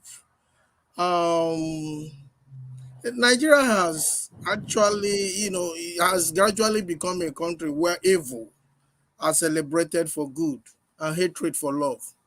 A country where mediocrity are celebrated over meritocracy. Is rather unfortunate. A country where an Umahi, a Lawan, and an Akpabio will go to Abuja to contest for their presidential primary, and they will hold the senatorial seat in their pocket against the wishes of the masses. Comrade Chidi, are you the one using, because I'm seeing one Comrade Chidi and you are communicating from Chidi Obichuku. Are you the one that owns the two space so that we Okay, can remove one? yeah, remove one. I am communicating from, I don't know how you indicate because the other one has not, yeah, as long as you Okay, still have me. Yeah, okay, we can remove the Comrade Chidi and leave the Chidi Obichuku, right? Because you are yeah, communicating from Chidi Obichuku right now. yes. Okay, Mr. Najawat, if you are there, just remove the Comrade Chidi, the one they wrote Comrade Chidi, so that maybe somebody else can come in with that space. Thank you. You can continue. Okay, yeah. So it's unfortunate, like I was saying, this is where we've been reduced to a disgruntled Dino Melaye, shredded with how do I put it? With hypocrisy, a mistaken political monger, parading and conceiting himself as a colossus of impeccable degree. Why the fact is on the contrary. I've known Dino Melaye for a very long time, so I know. I'm not surprised. This is like a lambda function that is being triggered by the wave of this revolution that is, hovering around everywhere. So they are jittery. We can understand that. I'm not a kid that I'm not apolitical that I cannot understand what is going on. But and again, I really don't usually like to, because I know time is money and I try to spend it wisely. So sometimes I like to deliberate on the things that matters. I don't like wasting my time over nothing. Nigeria has become a stock, a mocking stock among the committee of nations. In a same client, the same client, they literally use Nigeria only when they want to act movie in their movie theater. They just use us for joke. Nigeria has become a joke. So it's rather unfortunate. So for a Dino Melaye to come, I was watching, it was even this morning. I read it, I was on Twitter and I read his postulations, and it was just laughable. And this morning, I think while I was going through my YouTube channel, and I saw where he was castigating rubbish. But it's okay. It's not his fault.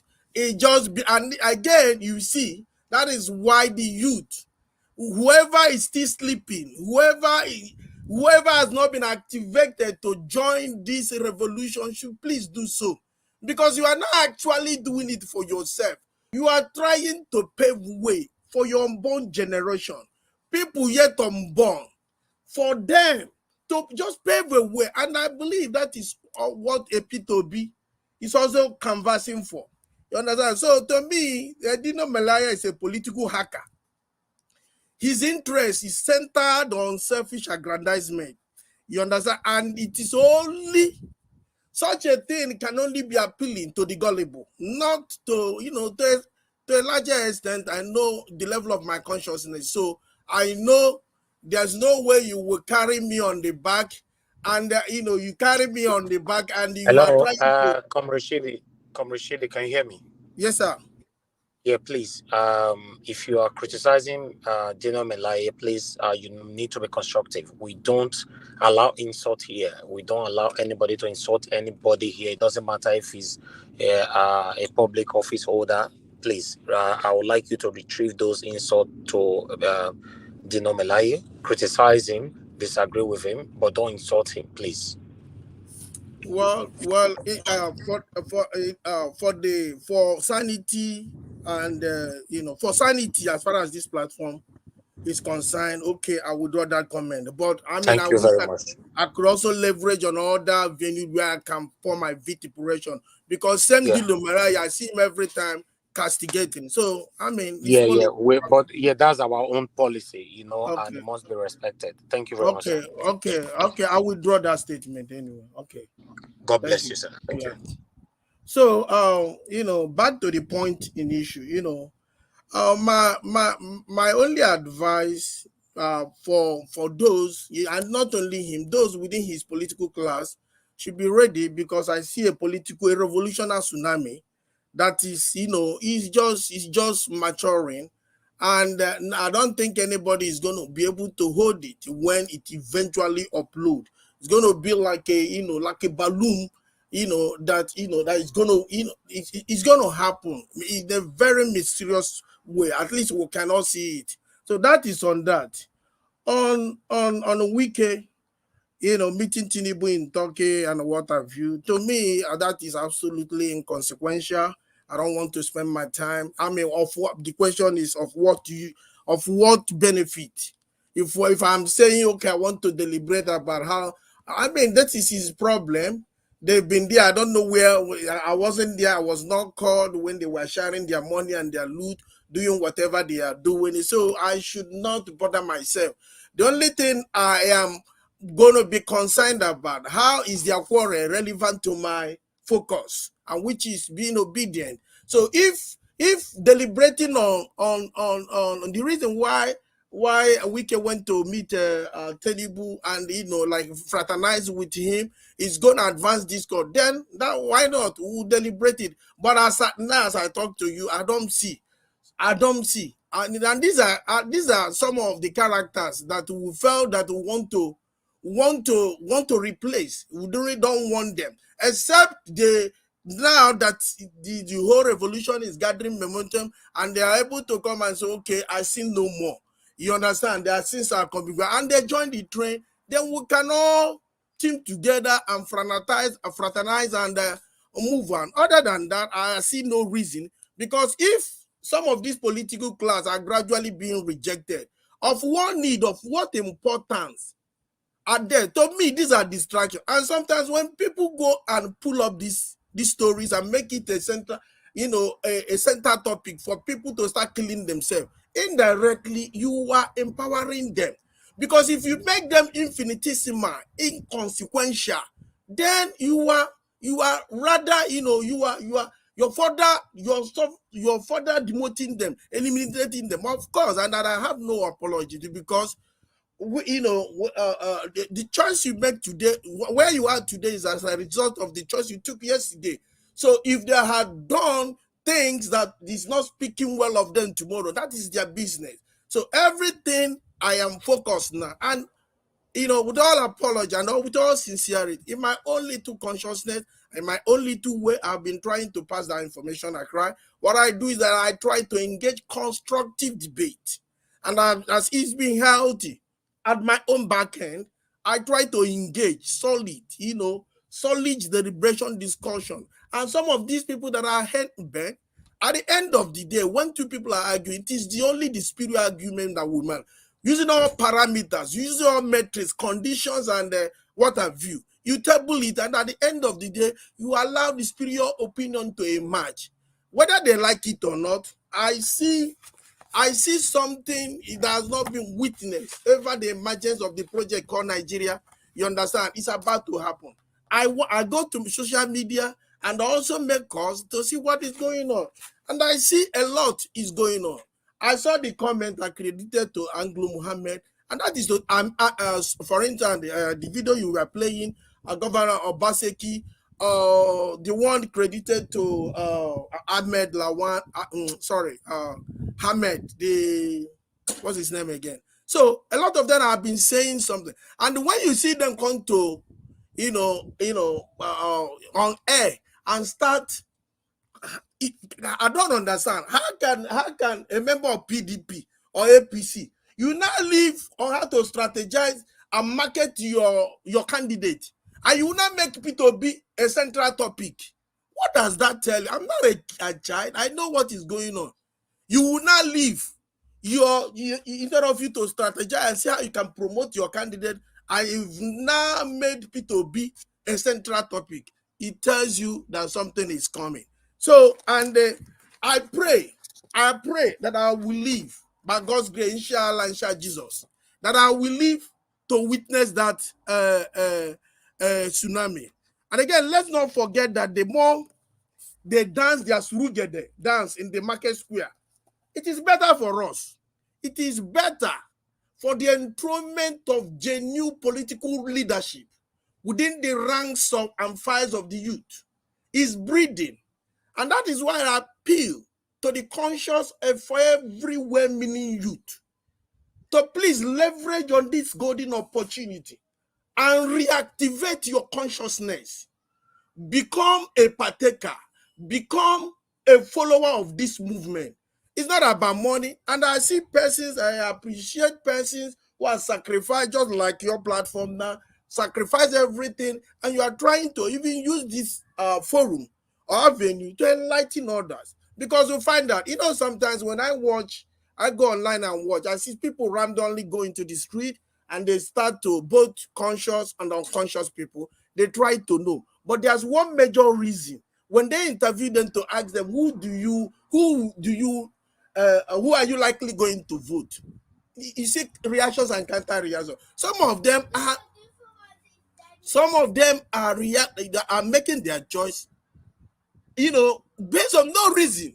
You see some are channeling their choices on ethnic line. Some are channeling their target because they felt, because they are political, some of the candidates are highly monificated, so they can afford to throw their weight around and give you money, with reckless, abandon. So for some reason, but when somebody begin to tell you, itemize and say, hey, I am voting for this man because based on this historical antecedent, based on what I have seen, based on this, try and round up. Based on this and based on that, then you will begin to listen. You see that, so this consciousness is very, very important. But I want to also appeal again, you understand, that we cannot afford to miss this golden opportunity. I'm also happy that the religious leaders are now waking up, even they're not campaigning in churches, you understand, which is very, very, you understand, this is very, very important. A P2B, with what I have seen now, is the president of Nigeria in embryo. Tinubu and Atiku will always remain the president that Nigeria will never have. So this is our faith. This is my faith.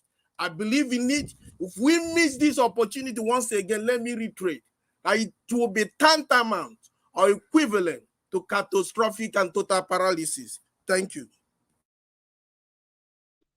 Thank you, Comrade Chidi.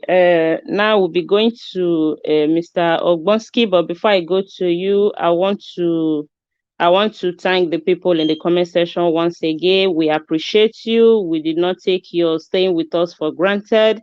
Just continue to hit the like button. If you are new here, subscribe to the platform, subscribe to the channel so that anytime we are online, you have a notification bell activate the notification bell as well as to subscribe. We really appreciate your time with us. Keep sharing, keep the like button, keep the like coming, because it will help YouTube to recommend this platform to other people. Some actually locate this platform by the like button you people are hitting there. And you can also support the platform with the dollar sign at the right hand of the comment section via super chat. We really appreciate you all. And please, we allow criticism here. Please, not insults. I'm saying a lot of debates on the comment section concerning the insult. We don't insult people in this platform. We welcome everybody in this platform. We welcome anything you want to discuss in this platform. It's a democratic platform. We all know that.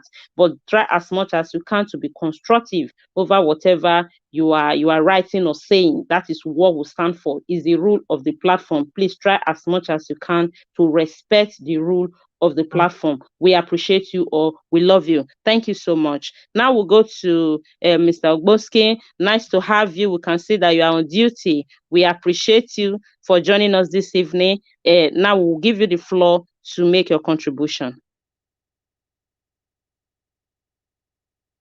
Please, can you unmute yourself? Unmute yourself.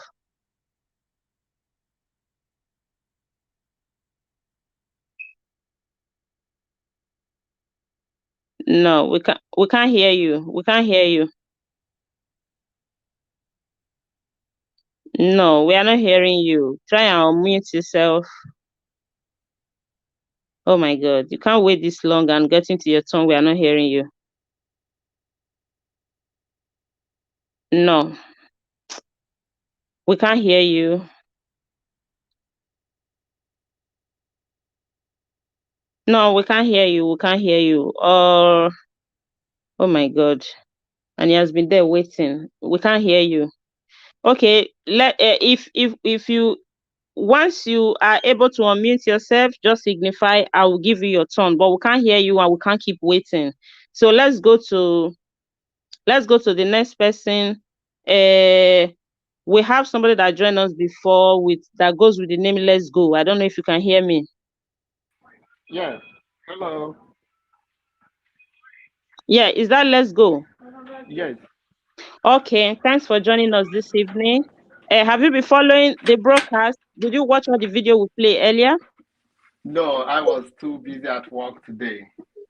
Okay, we play a video about Dino Melaye talking about Peter Obi, saying that it's not the time of Peter Obi. Of course, it's a good candidate, that is not the time.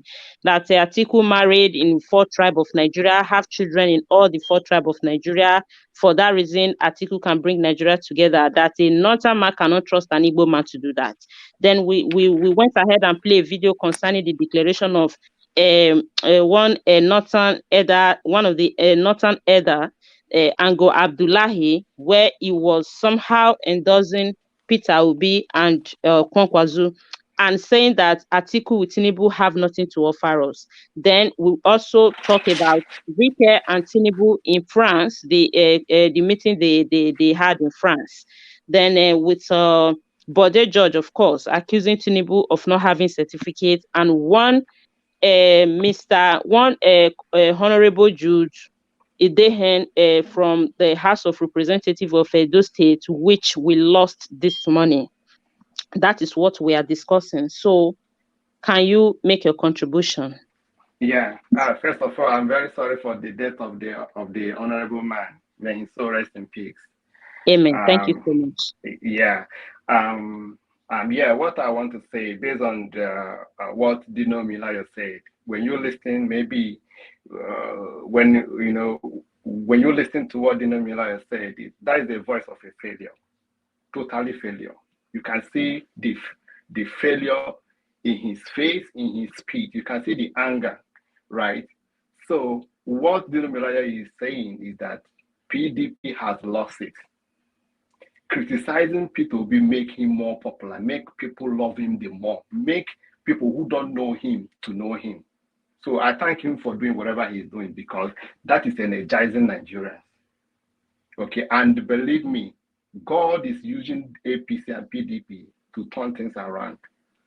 Governor Wike I know he's aggrieved, he's sad, and nobody should be treated the way that man has been treated. Nobody should be treated like that, you know.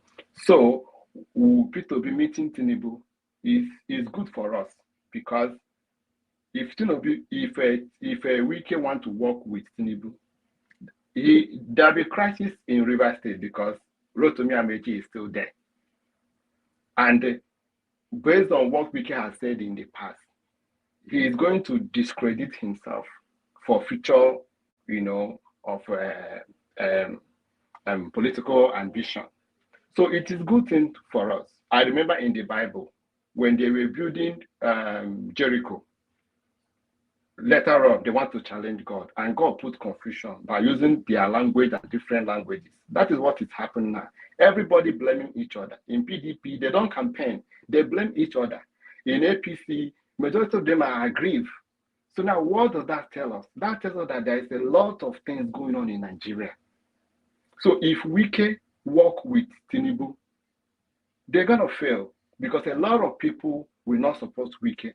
And once Wike move from PDP, I'm assuring you that PDP has already failed, because Wike is a formidable force in PDP.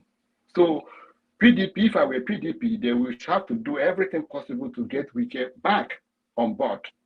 But if they fail to do that, they will lose that election, although they have already lost, because we are obedient now. As I said it, all we can do now is to engage our people. Wherever you are, engage your people. Any way you can convince your people, convince them to get a PVC, convince them to put more pressure. If you have uncle, nephew, father, mother, friend who is in the INEC, pressure him. Tell him the consequences of their action. If you have uncle, nephew, whatever in the House of Assembly, House of Senate, House of Representatives, if you are close to the president, if you have uncle that are close to all these people, tell them the danger of what will happen next year. I will stop here by saying that let us go and get our PVC. This is the time. We may not see this time again. P2B that is coming, I don't know him from anywhere. He's not my friend. He's not my people. But I have researched about this man. And this man is a great man. This man can lift us up. This man is not coming to take our scent. He's coming to liberate our nation. He's coming to stop this killing in our country. He's stopped to make Nigeria to go back to the master plan. That's all I have to say. Thank you. Thank you so much. Thank you. Mr. Ogboski, can you hear me now? I can hear you, but I don't know if you can hear me. Yes, I can hear you now. Yes, we can hear you now. I don't know what's wrong with this phone, man. It's just hot. It's just kind of hot, you know. So I don't know why. Okay, I've been listening for a while. You see, normally I'm a supporter of Wike. Like 2 days ago, I was on this floor, so I said something about him with the integrity and things like this. I knew he was in Turkey. The other Tinubu is in France, but I was really scared to measure it out, like how maybe they are going to come together because they are already in Europe. But from what I heard now, that is in Tinubu went to meet him in Turkey, so it breaks my heart. Because actually I don't know how I'm going to take it, because I really like Wike. So, and I think I will never forgive him, because he is one of my hope, that will make, that will contribute immensely to this, our movement, by and large. Like this shows that our politicians, they don't care about us. Because if Wike would consider so low and want to go to APC, I don't know if nature or prosperity will forgive him. And like Owner Boy, Whiskey, our boys, our people, normal citizens, they are going to Europe, America, closing MSG, Medicine Square Garden, Wembley Stadium. And they are putting Nigeria on the map and our senators, you know, they are trying to go to England to save a lawmaker. See, it's like it doesn't make sense. A senator gets into trouble in England. Now Nigerians or our lawmakers are trying to, you know, go talk it out and, you know, save him. Why our normal civilians like Bona Boy, they are making us proud. That is to show the contradicting issue. You know, unlike the other time when they said, okay, our students are in Ukraine, they should go and get them back. I was surprised within 3 days they passed and, you know, ordered Air Peace and other airlines to go pick them. That shows you these children, most of them are politicians' children. If they were normal citizens, they wouldn't have, you know, do that. If they would have done that. So I don't even know who to trust anymore. I don't know who to believe anymore because I'm confused with this wicked issue. You know, by and large, let me go to Dino Melaye. Dino Melaye, I'm really disappointed at him because he's a young man, you know, and you know he's, you know, trying to make us understand because a man marries from different ethnic group that qualifies him from being should be a Nigeria president. And this doesn't make sense. Is it a pride to marry one who marry from different ethnic groups? It's not a pride. That is his priority. But you know, Melaye is trying to be relevant. It's like he's a mediocre. You know, anybody that, you know, he just goes along with the wind. You know, you want to be relevant. You know, for a while now, you've not been showing us these new fleets of cars because, you know, the APC, you've not been getting anything from APC. So you want to be relevant, so you have to go with the movie train. That is why he's jumping, dancing, carrying Atiku up, you know, on the floor the day you know, they nominated him as the presidential flag bearer. So, you know, Melaye is irrelevant. He's just trying to make it ends meet. Because I know tomorrow is going to be one of those leaders or whatever so-called leader that's going to come and say, oh, they want to be president. So he's just trying to be relevant. And let me go to, what is it called? Our lawmaker that died. His name is Issa. I know him very well. You know, he's not this kind of typical politician that, you know, that like, you know, this usual politician. It's about second time that he came in. He stands out. He's a very good man. He was at my father's burial, October. You know, when I was in Nigeria. He's my family member. He's my family member. So people should not, you know, he's dead is dead. So let's respect the dead. You know, we shouldn't castigate him because he's just a young politician who's trying to go into the political arena in Nigeria. So he's not among those guys who destroyed our state or our country. You know, so it pains me a lot when I hear things about Nigeria. I'm really passionate about Nigeria. That is why I'm a member of Brexit family. And now, since I found out this Niger Watch, I've been following for a couple of months now. So then I subscribed, which I will do today. I don't know if my subscription has already left from my Visa card, which I appreciate. Because I left 2 weeks ago. I was in Spain. Last week I was in Marseille. That's after Marseille in France. Now I'm going to Napoli. I'm in Italy now. So I drive everywhere in Europe. I know much about Europe more than Africa. See, I can see the way the Europeans, how they do their things. I see how the countries are connected. Like I left Germany, I think around 11 o'clock. I'm in Italy. You know, without barrier, with no pothole. You know, I've driven 800 kilometers now, with no pothole, with nobody watching I'm not watching my back. You know, like, oh, who's coming or maybe bandit. You see, our youth should stand up. And now we should figure out our problems, our enemies in our political space. Because if Wike goes to APC, for me it's a done deal. Then I trusted him, a man who's been in PDP since 1998. And now, because of this saga or whatever, why must he go to APC? He should come to Labour so that his sins will be forgiven. Because these guys, a lot of them, those ones that destroyed Nigeria, by the time they come to APC, we common Nigerians, by the time they come to Labour, we normal Nigerians, we forgive them. We will rebuild our country. I've been here for a while. I'm tired. You know, I want to go home. You know, I want to be in Benin City, running around, you know, enjoying myself. In my hometown, I have seen racism. I used to drive to Russia. I drive to Ukraine. But now we don't go that area no more because of this war between Ukraine and Russia.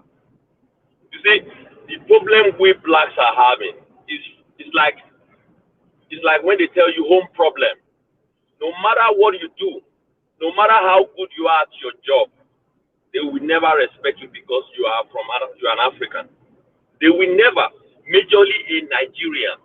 You being a Nigerian, you are a threat. Just imagine. Our senator gets into trouble in UK. And our boys, Bona Boy, Davido, Whiskey, they are closing Medicine Square Garden, Wembley Stadium, bomber, back to back, putting our name, our map, our country, a flag in a map. What an irony. So it's a shameful thing. Do you know how many of our people are in prison everywhere in the world? But because the senator is one of them, it's like they are cabal. See, from what I'm trying to understand or what I'm trying to figure out, it's like they are the same. If we could go to go and negotiate or meet Tinubu, so it speaks volume. So we should now take our pen and paper, start marking them down, so we will know the good, the bad, the ugly. Those ones that are trying to repent, those ones that just want Nigeria to be so, those ones that are benefiting from our predicament. You understand? We should start, jotting down their names. So by the time we take over, for those ones that will come to Labour, that will be obedient to Nigeria, we will forgive them. We will applaud them. It's not too late. Round up, sir. So that is my submission. I don't even know what to talk about Nigeria because I see our potential.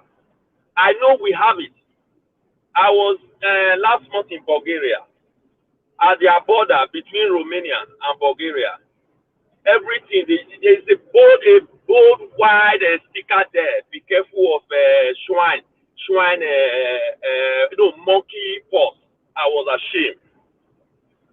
Be careful of African monkey pox.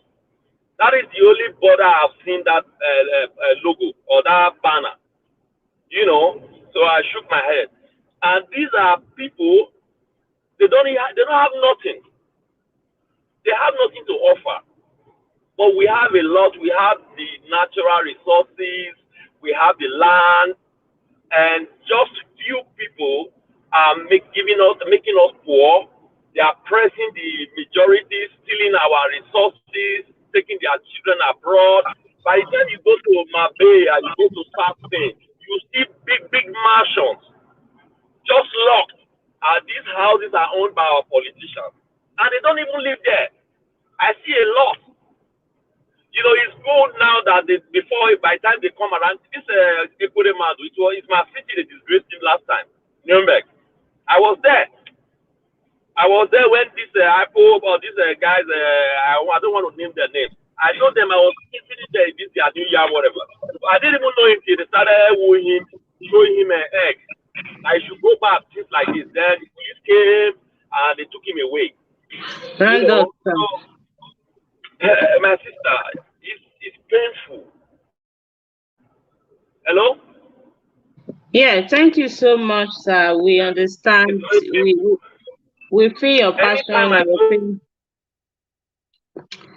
We feel your passion and your pain for the country, and we are somehow losing you. I want to thank you for your submission. Before I go to the next person, I want to appreciate Comrade Chidi for the super chats.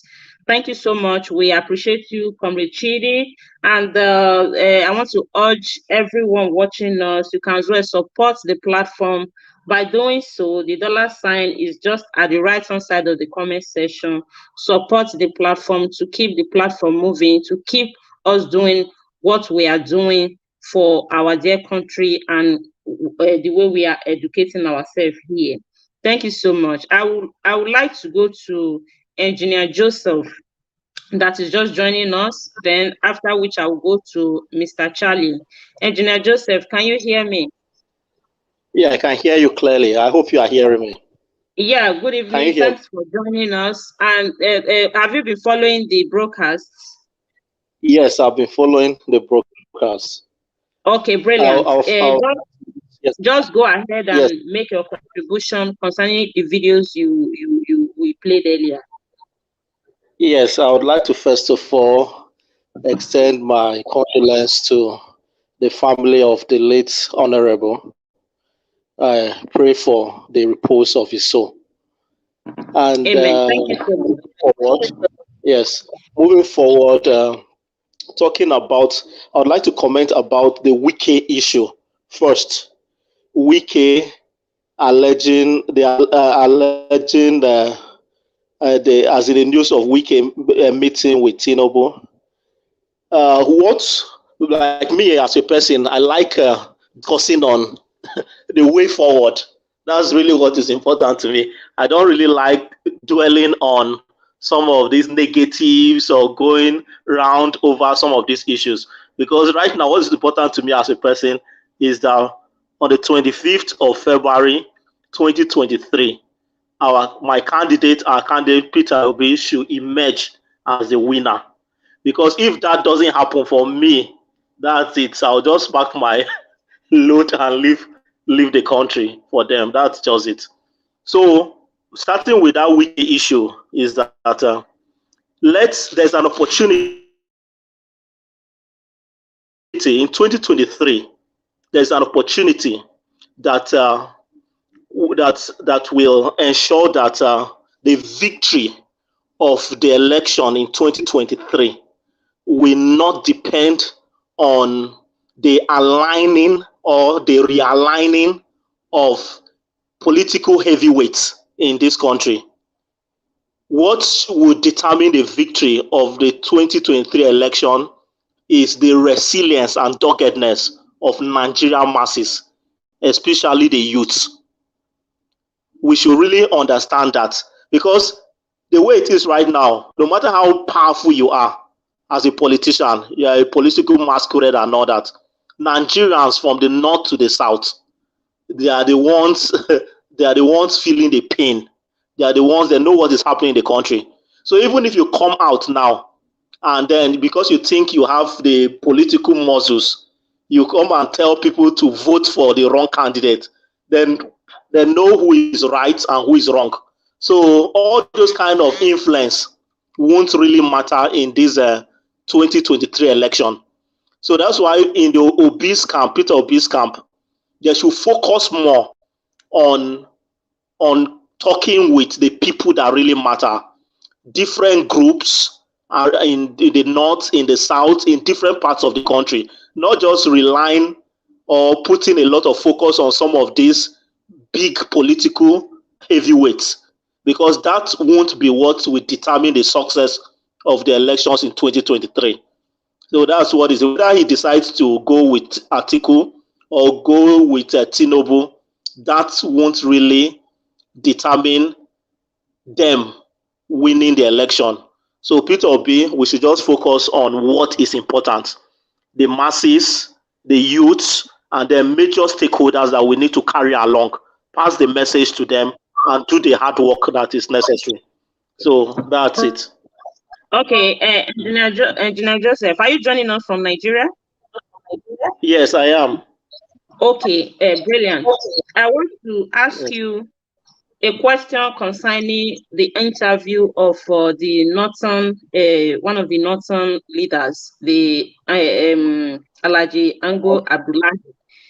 Did you think Yes. that interview he granted is a plus to Peter Obi campaign? And I want you to also tell us the atmosphere right now in Nigeria, because you know they are used to this issue of telling us that Obi popularity is online, it's not in the north, it's not in here, it's not in the other side. How are you seeing the atmosphere in Nigeria? Though I don't know the part of Nigeria that you are, what can you tell us about what is happening on the ground?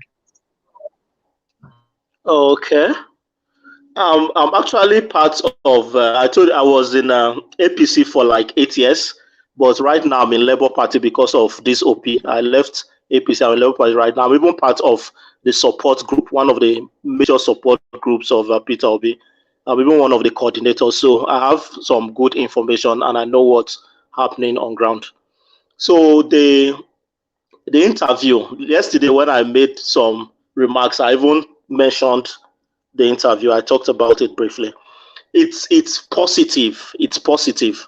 Professor Ango Abdullahi is a strong voice in the north.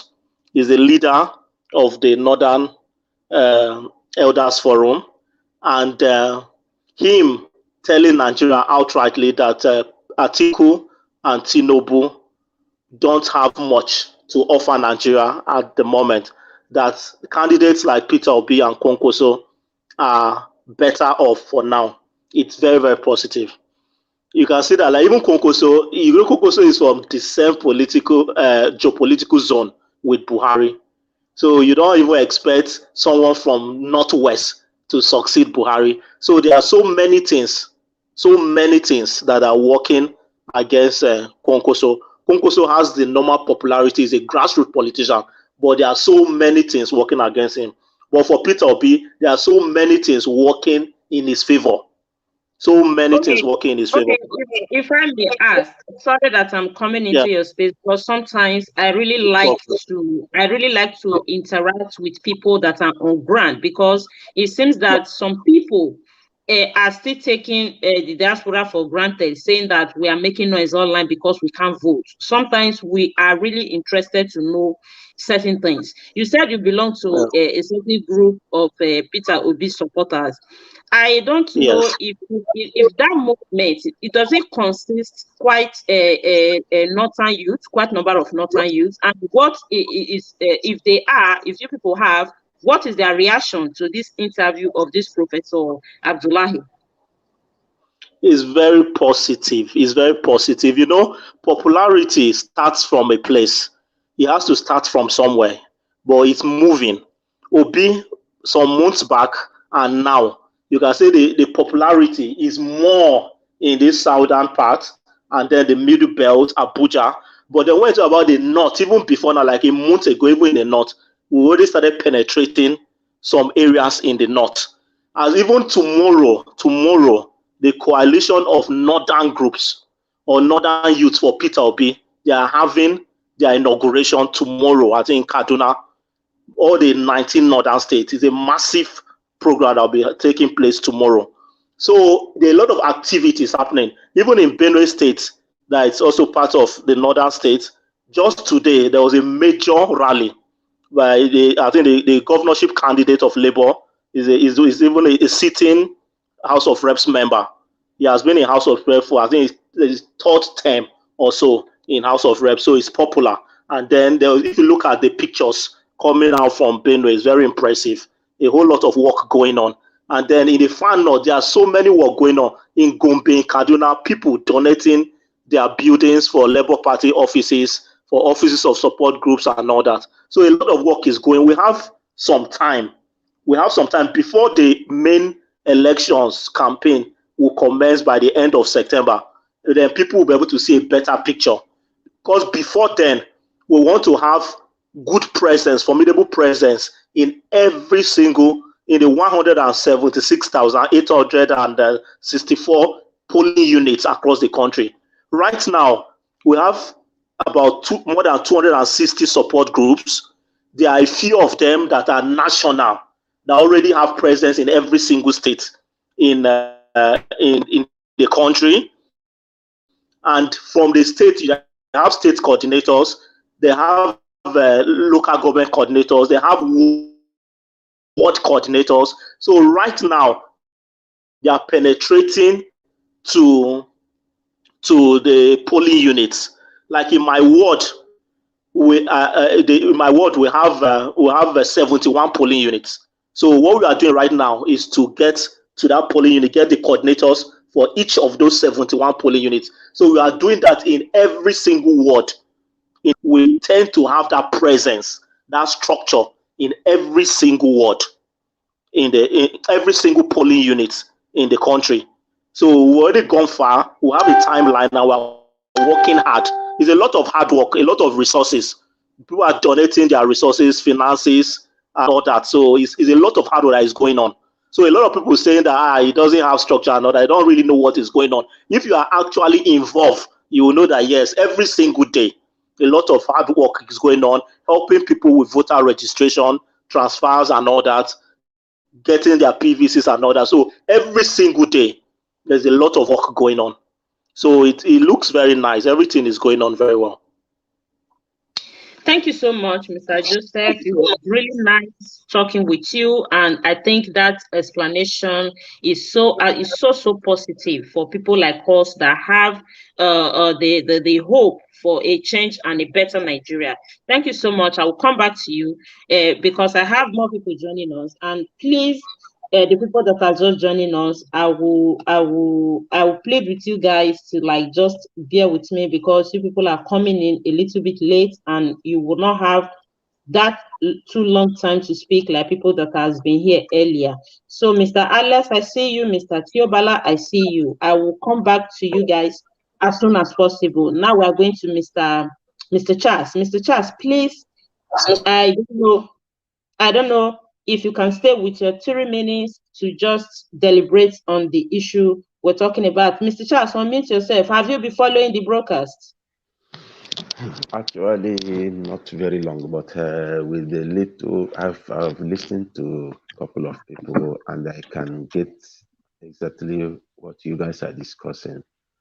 Okay, just to take you through what we are discussing, and for the sake of people that are just joining to also hear, we discussed about we lost a member of a House of representative in Edo State, Ego Ikpobaoka Federal Constituency, a person of Honorable Jude Ise Idehen. We lost him this morning, and we also talk about the video that Dino Melaye made concerning Peter Obi, telling us that because Atiku married in the 4th tribe of Nigeria, having children with them, that qualify him to unite Nigeria. That is not Peter Obi ton yet, though is qualified for the post.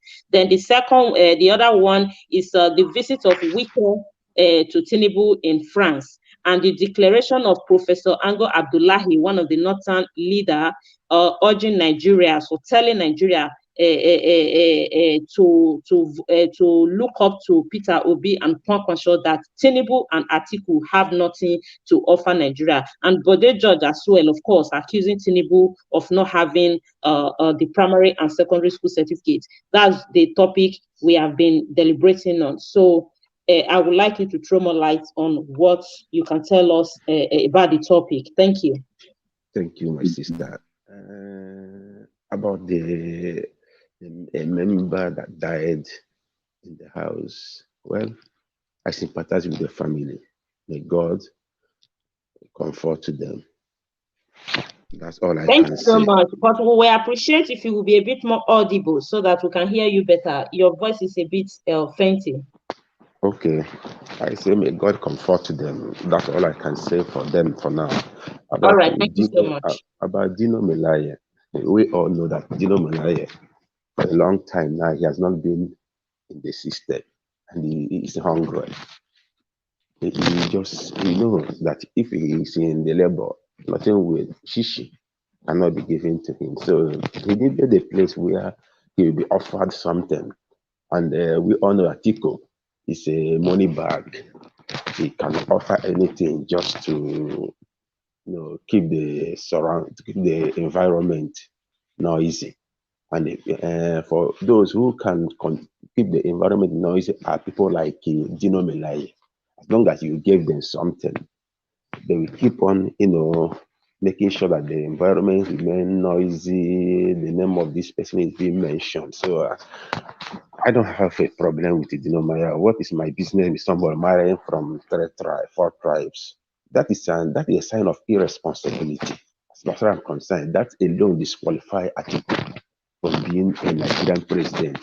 If we are going by a man being responsible and they know what he wants, you cannot, can he control the family? It's not all about having money, giving money, when they need money, you give them. That's not a sign that you are responsible, you can take care of a family. Yeah? That thing alone has disqualified Atiku from being the president of Nigeria. What about Dino Melaye? I cannot buy that idea. It's a noisemaker. He has failed and he continue to fail. How about Wike going to Tinubu? Like the last person said, it's not all about joining with those that call themselves political heavyweights. They know what is coming against them this time. They all know. I was thinking that UK will learn his lesson because he is licking his wound. I think he would have used this opportunity. Even if he don't want to join Labour openly, he would have remained and he would have remained quiet and do what he's supposed to do. Not imagine we could join in APC after all he has said that how can he leave? Or there's something he said that APC is that's a name we call them. That how can he leave? His party and go to APC. He said a lot of things, and now he wants to join the. Well, I will not also say much about because that is just an allegation. He has not come out openly. We are still waiting to hear if he has fully joined. A lot of P2B have met him, APC chief have met him, and Congress, all of them. We are just waiting. Maybe if he will declare his intention, his plan on any of them, then I can say much about it. I'm waiting to hear where he is going. For now, meeting him, having a discussion with him, well, that will not give him much privilege to say much about him. But let us be watching. We are still going. I know where he's going. Like about P2B, all of us, let us remain positive. Let us not allow what people are saying that P2B don't have structure, P2B don't have this. Let us not allow those things to weigh us down, because I know I have a brother who is a staunch member of APC. I asked him, because they are one of the delegates in the state.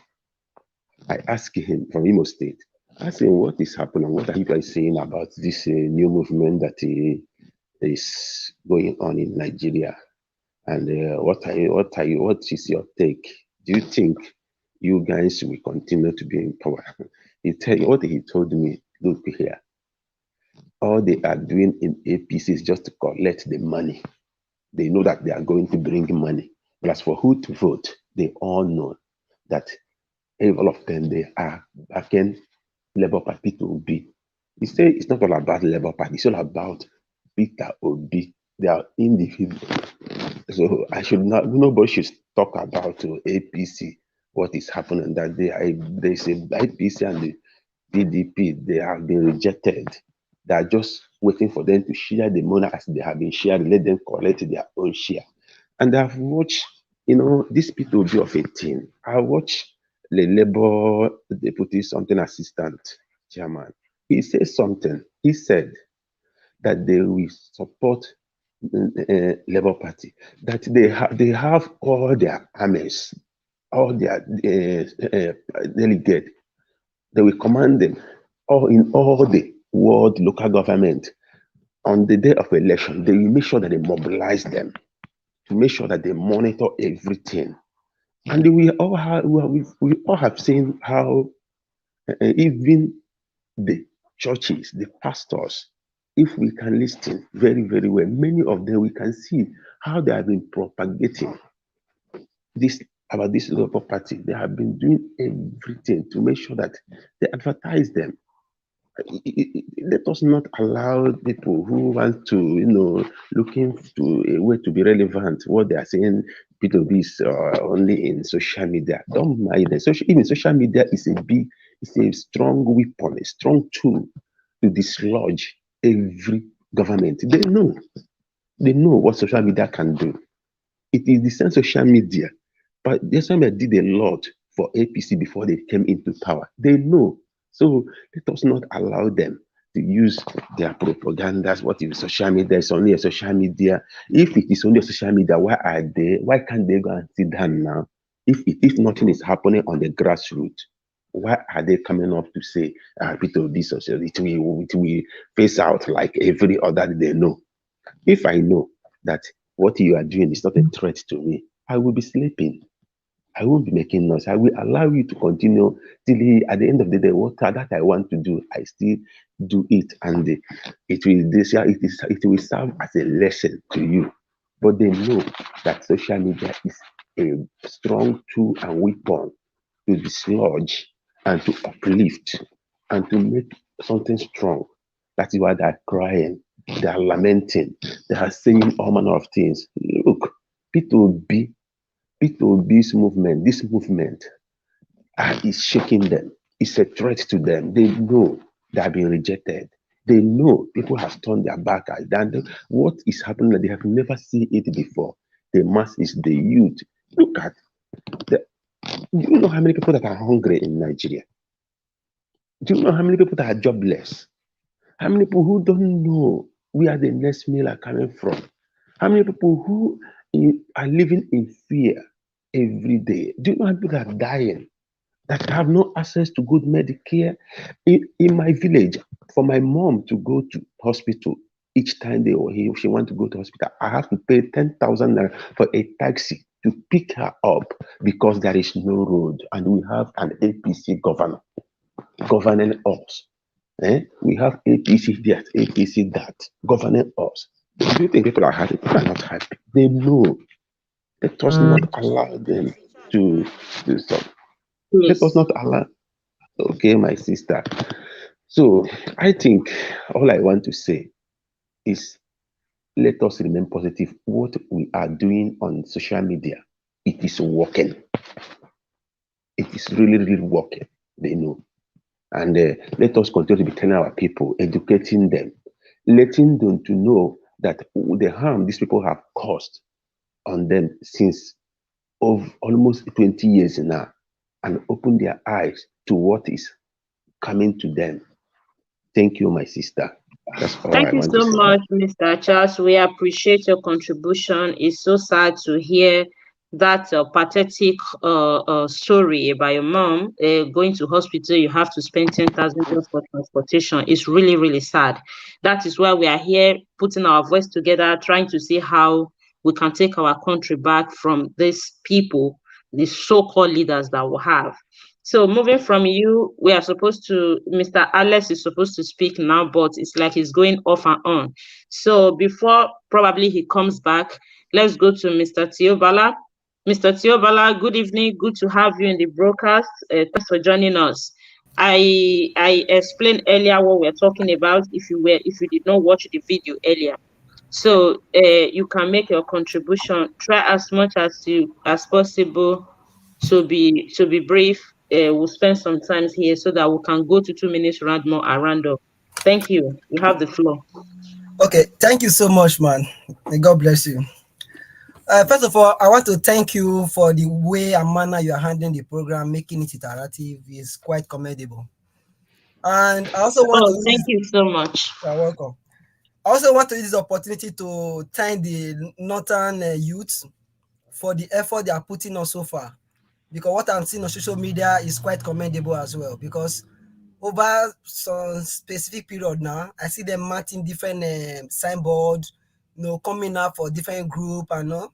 I really commend them for the awareness they are creating around that region. I also want to use this medium to clear some air. I'm not from East. I'm from Edo State, Edo Central to be precise. I have no connection with Biafra. All I care about is good governance. For those of you on the comment section say Theophilo used to support the IPOB or whatever, I don't even know much about IPOB. I'm just interested in Nigeria working. So that is for that. Regarding the Dino Melaye issue or the video he made, sometimes you will wonder that if this thing would have gotten to this stage, if they have allowed Peter Obi to clean their ticket, party tickets, but they went to go and sold it for the money bags. So see what they are facing right now. He came out to make such a video because he know the movement. He know how the people are moving with this trend.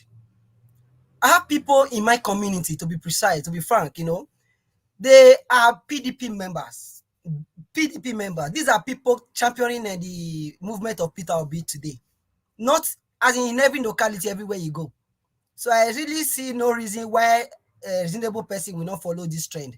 And Dino Melaye coming out, start saying the person of Alhaji Atiku Abubakar married to a different tribe. As a result of that, he will be the one to unify Nigeria. This is not about unity. What makes us divided? What makes Nigeria as in traveling out of the country?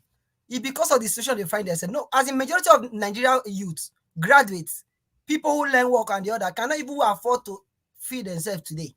Why? Because of this bad governance. Because of what PDP and APC have led us into. So it's something that is actually paining them because the youth are moving towards the right direction.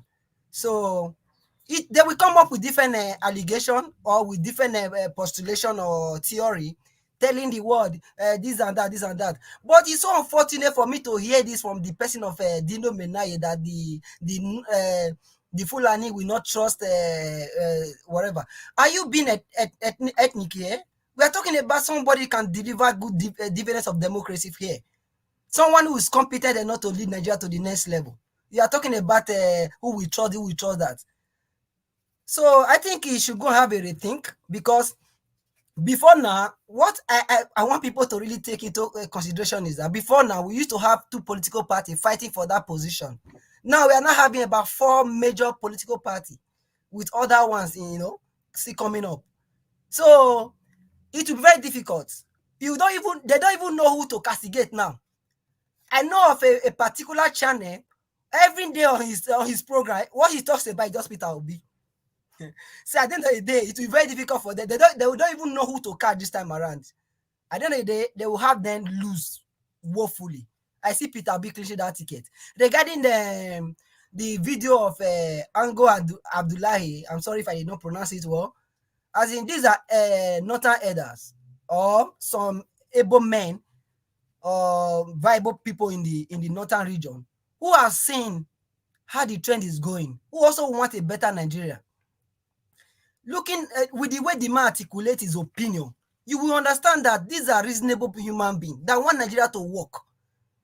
It makes it clear that these two major political parties, which is APC and PDP, based on the candidate they brought before Nigerians, that they are not qualified, they are not well enough to manage the society as we have today. Today, they even make use of the so-called mechanic. Like, we have 200 million mechanics now that want to repair this country. And you are telling us is Atiku and Ahmed Bola Tinubu the bullion van that want to repair this country, or the one that married like 20 wives that want to repair this country with no economic theory, nothing about them. All they know is just how to arrange themselves. Is that one you want to entrust your nation into? He mentioned about somebody of Muhammad Ayatunde or whatever how to pronounce it. If you listen to that man's speech, these are people who knows what to do right from day one. But PDP never gave them the chance. APC never gave Osibajo the chance. If we are to be APC and PDP, we will have no option than to just choose the worst or the less or whatever. But thank God we have a better opportunity now to make a right choice. to make the right choice. So we should not even bother about what Dino Melaye is saying. The truth of the matter is that the youth supposed to have gravitated towards PDP or APC. They are not the one championing this new movement. So it will really pay them, and many of them will still come out and air their view. But the truth of the matter is that we, the youth, have made up our mind. The youth who suffered so much at Lekki Toll Gate have made up their mind. The Owo people they kill, the motherless, and those people they kill at Owo Shore have made up their mind. The Zafara people, the northern youth and everybody, the Boko Haram, the whatever people are killing every day, have made up their mind to vote for the right person. Okay, are you going to tell me about Tinubu? What has he done to warrant or to say you want to rule Nigeria? What would justify that? For bringing Buhari? For say you want to recruit 50 million youths to be eating agbado and yam corn? Is that what you want? At least he has tried in his own capacity, but this situation we find ourselves right now, we cannot afford to have such people leading us again. Thank God we have a bigger choice right now. Regarding the issue of Wike meeting other political party member, like the person of Ahmed Tinubu or whatever, it is normal. These are political season. And I don't see the person of Yeson Wike leaving PDP. He will be there. I'm telling you the truth. He will be there. And I want you people to also know that. Mr. Tiobala, why are you so sure of that? With all this movement that has been on, and with the kind of treatment that Wike actually received from the PDP, from the party's primary to the choosing of the vice presidential candidate, the treatment that they have there, and all that has been rumoring around in the PDP, and his loyalty to PDP, the way they pay him, you sustain that you don't see him leaving the party. If the Wike did not leave the party with all these things that are happening to him, do you think Wike is seeing the party more important than the people he represents? The truth of the matter is that in Rivers State, APC is a kind of, I don't know how to describe it. The people of Rivers, the majority of them are for PDP. If not for the movement of Peter Obi, at least that state would have just been declared PDP state, as in no matter what, how they go, whether federal or state election. Recently, I know of what they call this comedy, Famous and all that. Famous, yeah, people know that guy. I used to keep very many hair or something. He carried out a pool in around the Delta and in River, so I can't know. And one other guy in River State, to be precise, a pool regarding who they want to vote for. I tell you, 95% or 98% of the people they talk to want Peter Obi. So there's nothing. Yeson Wike is not leaving PDP. I must assure you that. Instead, he will not even work for Tinubu. I'm telling the truth. Because the manner at which what's it called? Yeson Wike hate APC based on what they have done to Nigeria. I'm telling the truth. He will not work for Tinubu. That is just the simple truth. And we should also take this into consideration. This is not a bad strong man these days anymore. A person like me now, for instance, with my mother or father will come and tell me who to vote for. We just heard about what our Nigeria was just said here today. His father is a chieftain of PDP, but he has made his choice. So many people in Rivers State. With Peter, Yeson Wike be telling each and every one of them across their house who to vote for. And besides, this region, like the South region, most to be specific, and the Southwest and the I don't know about the Southwest, at least majority of the Southeast and the South, they don't move by what our elders told us. They move by the kind of candidate they see. What will the person do for them? What will the person do for the nation? They vote along that line. They don't vote along what our elder people, they don't do that. Like in Edo State now, for instance, Obaseki is in PDP, but before Obaseki could even know, the people on ground are already chanting obedient. So will he come and start bringing all those MC, Casino, all those other people to come and vote for PDP? No. These are people, even the elderly women and men, they've already made up their choice. They all go to the market. What they cannot afford years back, what they cannot afford now, are you expecting them to go and see vote such a party? So I see no reason. He will not go anywhere. But we don't know how it goes. These are politicians rather. So whatever the way they want to play their game, let them play it. But the most important thing is that the youth have resolved in making up their choice. And the issue now, the point here is that the voting population is the youth.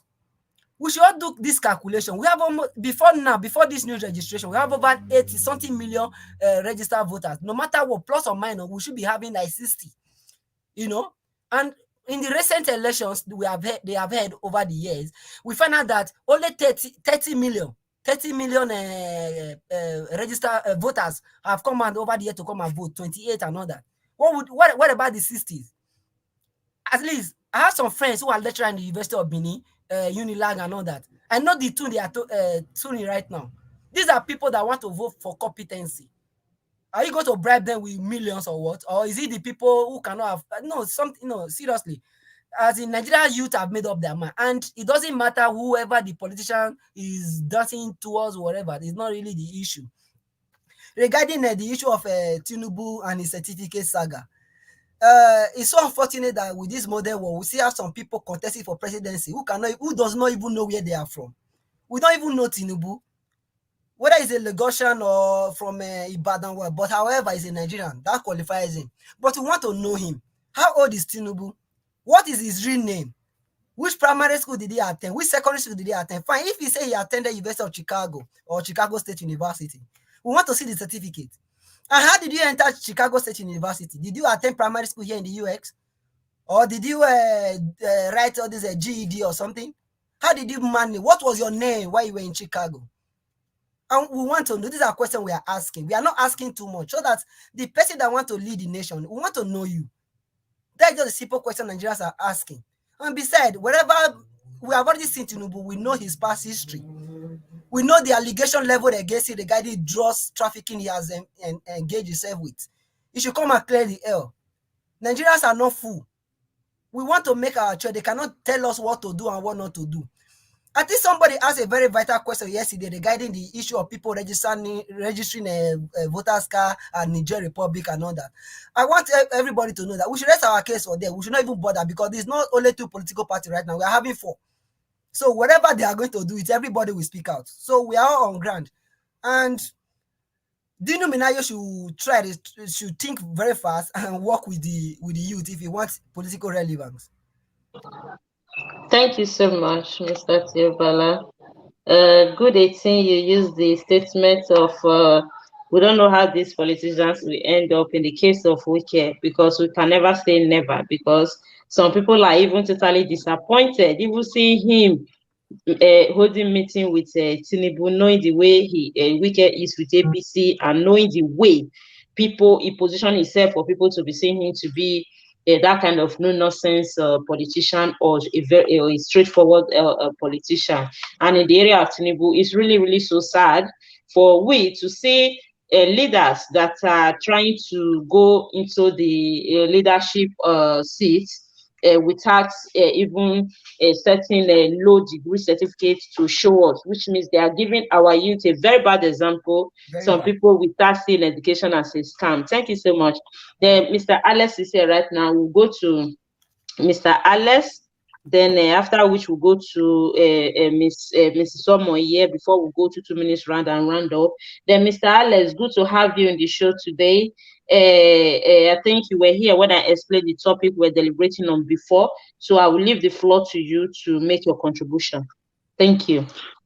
Yeah, thank you so much. I salute everybody. Can you hear me? Yes, we can hear you loud and clear. So first of all, I want to thank everybody. I want to thank the owner of this platform, the admin, for the work you're doing on a daily basis. Posterity will read of you, we hear of you, and God will bless all of you. Everybody on this struggle to rescue Nigeria from this wicked and evil people who do not know anything apart from themselves, who tell lies to the whole world about the situation of the country. So I thank you all. I salute everybody on the comment section. I salute viewers all over the world. We are in this together. It's obvious to the blind, and everybody knows what is going on. We are aware. I'm very happy with the level of political awareness nationwide. What is going on right now is a movement without structure, but yet it's giving birth to structures. The rejected stone indeed has become the chief cornerstone. If you watch Dino Melaye, you see a man who is afraid. I watched the video. I saw fear in him. He's afraid. If you can remember during the NSAS, when NSAS people were going into public or politician houses in some states, Dino Melaye cried out. He cried out. He came to sing on the video that is for is for the youth. For me, I don't want to say financial glutton or promises has been made to him that if his principal wins, probably will be a minister or something. I don't know. So Dino Melaye is a man who is scared. I saw for him to use the word social media, he shot himself on the foot. If social media is not affecting them, why did he use the word social media? So he knows what is going. Probably is listening to us now. Probably is listening to us. Because many people are listening, but they've not subscribed. It's very possible. So Dino Melaye is afraid of his own shadows. He's afraid of the movement. Probably Atiku called him to say, Dino, everywhere is shaking. Go and make one of those your funny videos. He's a comedian. He's a political comic character that should not be taken serious. He has acted a lot of comic series with the Senate, with the EFCC, with the House of Rep. He has done a lot of funny things. So we shouldn't take him seriously. He's a political beggar, a political, cap in hand person. He's a political loafer. He's a loafer. Look at upon all the money he has amassed from the treasury of this nation, from the national cake, so to say. All he could do is to buy fast cars. Look at the level of his thinking, the level of his toggery thinking. All he could do is to enrich Ferrari, Bentley, and all those car companies. You could not think of investment to create jobs for the youth. Ask him how many youth has he, or how many companies, how many mini companies does he have, and how many youth indirectly or directly has he given jobs, apart from those that give guns to during elections to go and snatch ballot boxes. Let me warn him, Dino, the end has come. The end has come to a political toggery. The end has come to lies. The end has come. Dino cannot say he is not aware that people were killed at Lekki Tollgate. Dino that calls himself a youth during the NSAS protest. He came out and said, I'm one of you, please don't come to my house, because youth were marching towards his gate, because he had about 11 fast cars worth millions of dollars. He has houses in Dubai, and he does not hide it. In Dubai, in London, everywhere. This is not allegedly. The videos are all there in YouTube. He makes videos from his houses anywhere he goes, and he talks about his cook, his this, his that, his domestic staff. He brags about the money he has stolen from government. So Dino Melaye for me, it's a disgrace. Shame on him. He's a loafer. He dances to the gallery. He should not be taken serious. He's a comedian. They are feeling the heat of the movement. The hand of God is on this movement. God, the angels of God and the host of heaven, they are interested in next year election and in the Obi movement. Look at Obi, he's not sharing money, but we are willing to come out daily and work for him. A friend of mine is even donating some part of his house to a Labour Party in my community before next year. He wants to reach out to them without anybody asking him. He just thought of it. A tenant parks from that place, and he said he's going to give his house to Labour Party just for Peter Obi to have something in this community. So it's a movement. People are responding spontaneously. People are bringing out their cars, their monies, their everything, their time, their strength. So I just want you to know that the spirit of God, the spirit of, if human beings can still come back to life as spirits, people are watching. The souls of the people who were killed at Lekki Tollgate is working against our leaders right now, because we cannot even tell how the fire is spreading. 6 months ago, this wouldn't have been possible. 4 months ago, this would have been possible. So it's not an ordinary movement. It's a movement joined by ideologies, a movement joined by the sufferings of the masses, a movement joined by humanitarian spirit. Nobody's paying anybody here now. Nobody pays our data for us, internet subscription for us, but we are happy to be here. If we come out 5 times a day for Peter Obi, everybody will still be here, unless those who are working. So this is to tell you how deep this movement has gone into people's mindsets, that people want change. They should not think of rigging. Rigging is old school. It's now outdated. Imagine 70 million youths coming out nationwide. How will you rig that? Imagine the British government has also said they are interested in next year Nigeria presidential polls. So we should forget about Dino Melaye. As for Tinubu, for me, Tinubu, I don't know, his power. Mr. Alex, sorry for coming into your space. I know I want to ask you this question because I know before Peter Obi, you were a hardcore supporter of Governor Wike. Are you by any way disappointed with this visit of Governor Wike to Tinubu in France? I'm a very loyal supporter. Tomorrow, I'm a Wike fan. I'm not a prostitute supporter. I don't jump from place to place. I still remain a Wike fan. I will say PDP do not know what they have. If they have given this ticket to Wike, I will be campaigning for Wike today. PDP lost a lot of votes, millions of votes, when they decided to do their nonsense. I will say what they did to Wike. Wike is not perfect. For me, I'm a fan. When I'm a fan of somebody, I'm a fan of somebody. He's not perfect. He has his own problems. But for me, he's a leader. I said it over and over in this place. A leader that could confront the federal government on VAT, and he defeated them. They had to call him from a reliable source. I have a friend who's working in Wike's office. They called him and said, please, these are the words they use for him. Be your brother's keeper. That's how he dropped that matter. He defeated federal government.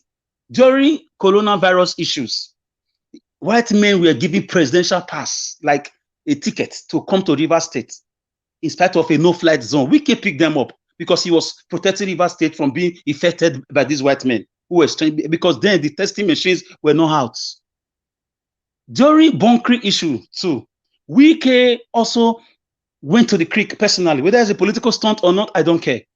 Wike went to Germany to recover an aircraft that was allegedly stolen and hidden there by past governments. So for me, for a man to display such ruggedity and tenacity and political dexterity, I remain his fan. So PDP, they made a mess of themselves. With what they've done to Wike, it drove all of us to Peter Obi. So I advise Wike to leave PDP immediately. But it's not an action he can take right now because he's still in office. And he is thinking in his head. But do you think APC is the right party for him to go if he's to leave PDP? Listen, these are, in politics, we call it games theory. These are games politicians play. It happens around the world. You see somebody with somebody, doesn't mean he's going to their party. He's trying to throw tantrums at his boss, Atiku. He's trying to let PDP members know I can meet anybody I want to meet. I still remain Wike. Since he has met Jagaban, as he said, as is the camp now, it's just a political game. It's a games theory. So he can even meet devil right now because the guy is hot. Bini will say, you beat somebody, you expect him not to cry. Anything he does now, he's right. But he has been there as a financial pillar, as a mouthpiece. Wike was in this state, in Edo State, during elections. He risked his life. He risked his life as a party rep. When Ganduji was on ground, he came on ground and he was asked to leave, otherwise something is going to happen to him. His Rivers State youth released a statement. If anything happens to you, Wike, Nigeria is on fire. For a man to be surrounded, his hotel was, I know the hotel where Wike was lodging, with more than 300 soldiers armed to the teeth. The guy did not leave until those men were asked to leave. So such a man, I don't just follow people. I follow people with conviction. I follow people who can risk their life for me. Wike pushed Fulani herdsmen from his state. He defended market women. In Edo State, we complained that they were raped. Our farms were also invaded. But in his state, he pushed them back. Through one way or the other, a lot of Fulanis were killed. So for a man who can stay awake for me to be asleep, is my leader. So you may not like him, you may demonize him, but I am his follower. So Wike is not going to APC, that I am sure of. I expect him to come to Labour Party. And when it comes to Labour Party, they should just forget about the election. It's as good as one. Whether he's giving a vice presidential ticket or not, Wike will work with all his heart. When Wike wants to do something, he does it. And let me tell you, Wike do not forgive. So PDP should wait for something. And when a man who is known to be a talkative is quiet, something dangerous is coming. For Wike not to talk all this while, something really bad is coming to PDP. Something really sad. But be rest assured, he will not go to APC. Never. That I can bet my life on it. He will never go to APC. Because APC is also a very rejected party right now. Wike is a smart man. So he's a faithful guy, but he has been bastardized. He has been ridiculed. He has been reduced. You don't reduce faithful people. You don't ridicule them. People who stand with you in the rain, in the sun, who bring out their resources. You don't do that to them. Then you don't know leadership. Atiku, who lives in Dubai every 4 years, he comes to Nigeria to campaign like Nigeria is his backyard. Atiku should be disgraced. He should be ashamed of himself. I'm waiting for PDP's defeat, APC defeat. Let me see where they are going to put their faces. So for me, Wike has been hurt. He has the right to meet anybody he wants to meet. If he wants to come and meet me, Mr. Alex, he should come. I will also open my door. He can meet Mr. Elvis. He can meet Jagaban. He can meet anybody. He can meet God, Satan, anybody. Because the guy is hot. He needs consolation. Whatever he's doing now, he's like a hungry lion. He's just trying to hurt his party by meeting opposition party. So I'm very sure Peter Obi is talking to him and he's trying to win him. They should just bring him in any capacity. They should bring him to Labour Party. The election will be as good because he will so deal with his former boss. He will so deal with Jagaban.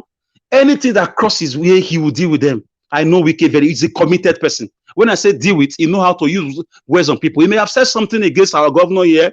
You know, in politics, there are no permanent friends. There are no permanent foes. Things can happen. It doesn't mean he don't love Edo State. So two of them have their issues. Wike does not forgive. Obaseki does not forgive. So two of them, I don't know why, if they are still talking. So the point is, right now, all hands must be on deck to work to rescue Nigeria from these evil people. We need someone like Wike in Labour Party right now. I'm not campaigning for Labour Party. I'm campaigning for Peter Obi. So Peter Obi is my project. I'm carrying it on my head for the sake of my children unborn. I've listened to him over and over. I've listened to more than 20 videos of this guy giving public lectures worldwide. I mean, the guy is a talent. If we miss out on Obi, we are gone in the next 8 years. Nigeria may be worse than Zimbabwe and Somalia, countries with the lowest currencies in the whole world. So the only hope we have, and the young people are very, very aware of this. The young people are smarter now because it's a jet age, it's a computer generation, it's a global village. The federal government is going to be amazed at what they are going to see. I heard also that they are taking ballot boxes to Cameroon and Niger Republic. I confirmed it. Yes, it will still not work. How many people are in some parts of Cameroon? Adamawa has a boundary with Cameroon. Then Sokoto and Kano has a boundary with. How many people can vote in Niger?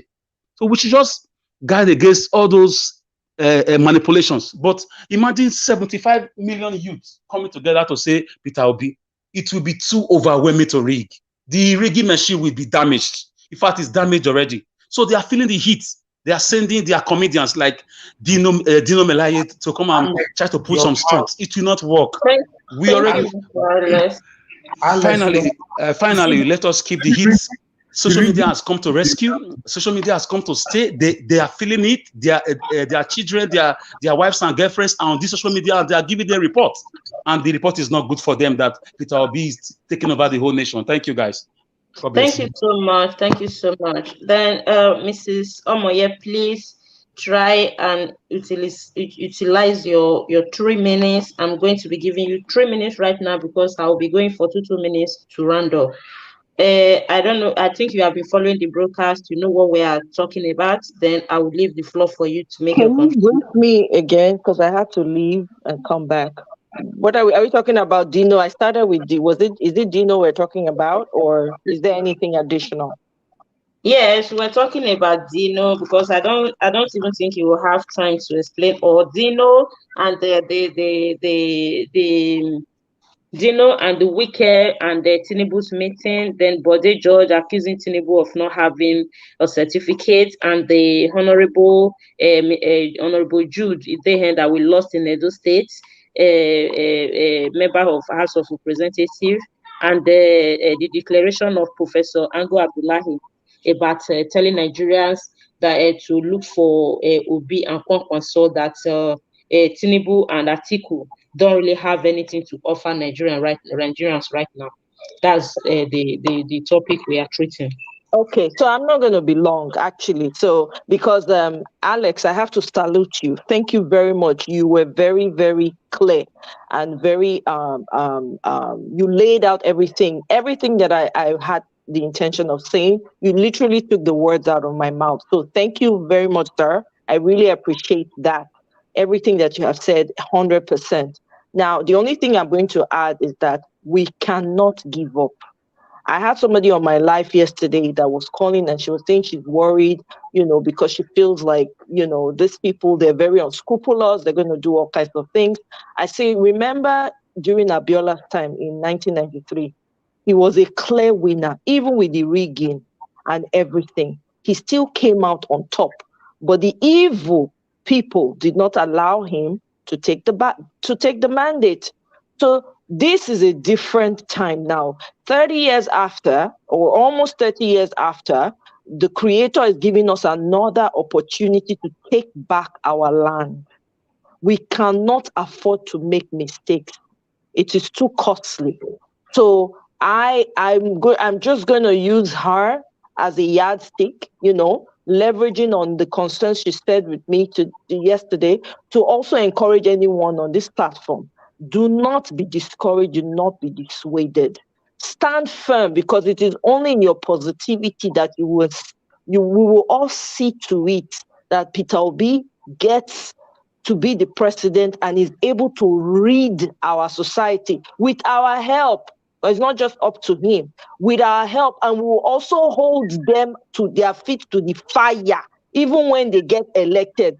This is no longer politics as usual, where you vote somebody in and you go roll over on your bed and go to sleep. No, you are knowing exactly what these people are doing, from the local level to the federal level. Dino Melaye, please forget that man. That man is just a hustler. The guy is I see him as a hustler. The guy, they hustle for anywhere where food, anywhere belly face. That's how I see him. I don't know him personally. I don't know him personally. I've heard about him. He's just a two-faced human being. Why would you want to trust any man who's two-faced, who cannot stand? Well, during NSAS, it was coming out trying to make it all about him. Who cares about that man? So yeah, of course he's going to come out and protect his principle and stand on his candidate. Of course, there's something for him to gain personally. A man that is so unwise, no wisdom whatsoever, coming out and flaunting your wealth in the midst of poverty. I have no regard. I don't think anybody should have respect for such a man, because he tells you that he's a very callous man, and he's very low. His mentality is zero. So what are we talking about? When we shouldn't even waste any breath on him. Let's keep the fire going, because clearly it is affecting them. If it was not affecting them, they would not be so bothered to have the time to make a video and be saying that this and that, if they were not affected. So please, let's not be bothered. Let's keep focused and keep this movement going on. Peter Obi is a movement. It's even more than him. It's not even about him anymore. It's a movement now. This is our own revolution, and it's being televised. So I rest. Thank you guys for the opportunity. Thank you so much, Madam Omoye. That was a brilliant contribution. You actually make a very good point there. They try to ridicule what is happening in social media, but deep inside them, they are so scared of social media, and it's so laughable, coming from somebody like Dino Melaye, because Dino Melaye, apart from politicking, Dino Melaye actually seek all his attention from social media. So if you think that social media is not that serious or is not that relevant, I don't know what he is still doing there. So I think they are just making joke of themselves, and they are just making fool of themselves actually, alongside with the ones that are busy, that make it a tradition to be losing their certificate to whatever. I don't know where they kept it, and the excuse they are giving us. They are busy showing us affidavit instead of certificates. So it's actually so laughable about our politicians. But I know by now they are heading towards the end of the whole of this drama that they have put Nigeria through over the years. Is getting to an end, because I think this is the time God is just telling Nigeria, this is the time. This is the time. So we will keep educating people, keep creating the awareness. People are still insisting that people from the grassroots have not heard of Labour Party, that they only know about PDP and APC. So I want to send a message to those people that we still have time. We still have a bit of time, though not too long, to reach out to those grassroots. And one engineer, Joseph, that was with us earlier before, just told us how they are going, the group he belongs, and the people on ground working tirelessly to make sure Labour Party have that structure that everybody's talking about, that they don't have structure. So I think they are making a very sound and good move. While we are as well from the diaspora doing our support, trying to educate our people back home, and being here on daily basis, educating Nigerians on what to do. Thank you so much. So we'll be going for the 2 minutes round-up time per each person. I would like to go to Mr. CM. I don't know if you're there, to utilize your 2 minutes to send message to Nigeria and to give your closing remarks. Thank you. Okay, yeah. Thank you, Darren Words. As usual, I would like to market hope rather than fear. The Obi movement is like a wildfire all over, up and down the country. One thing we must all know is that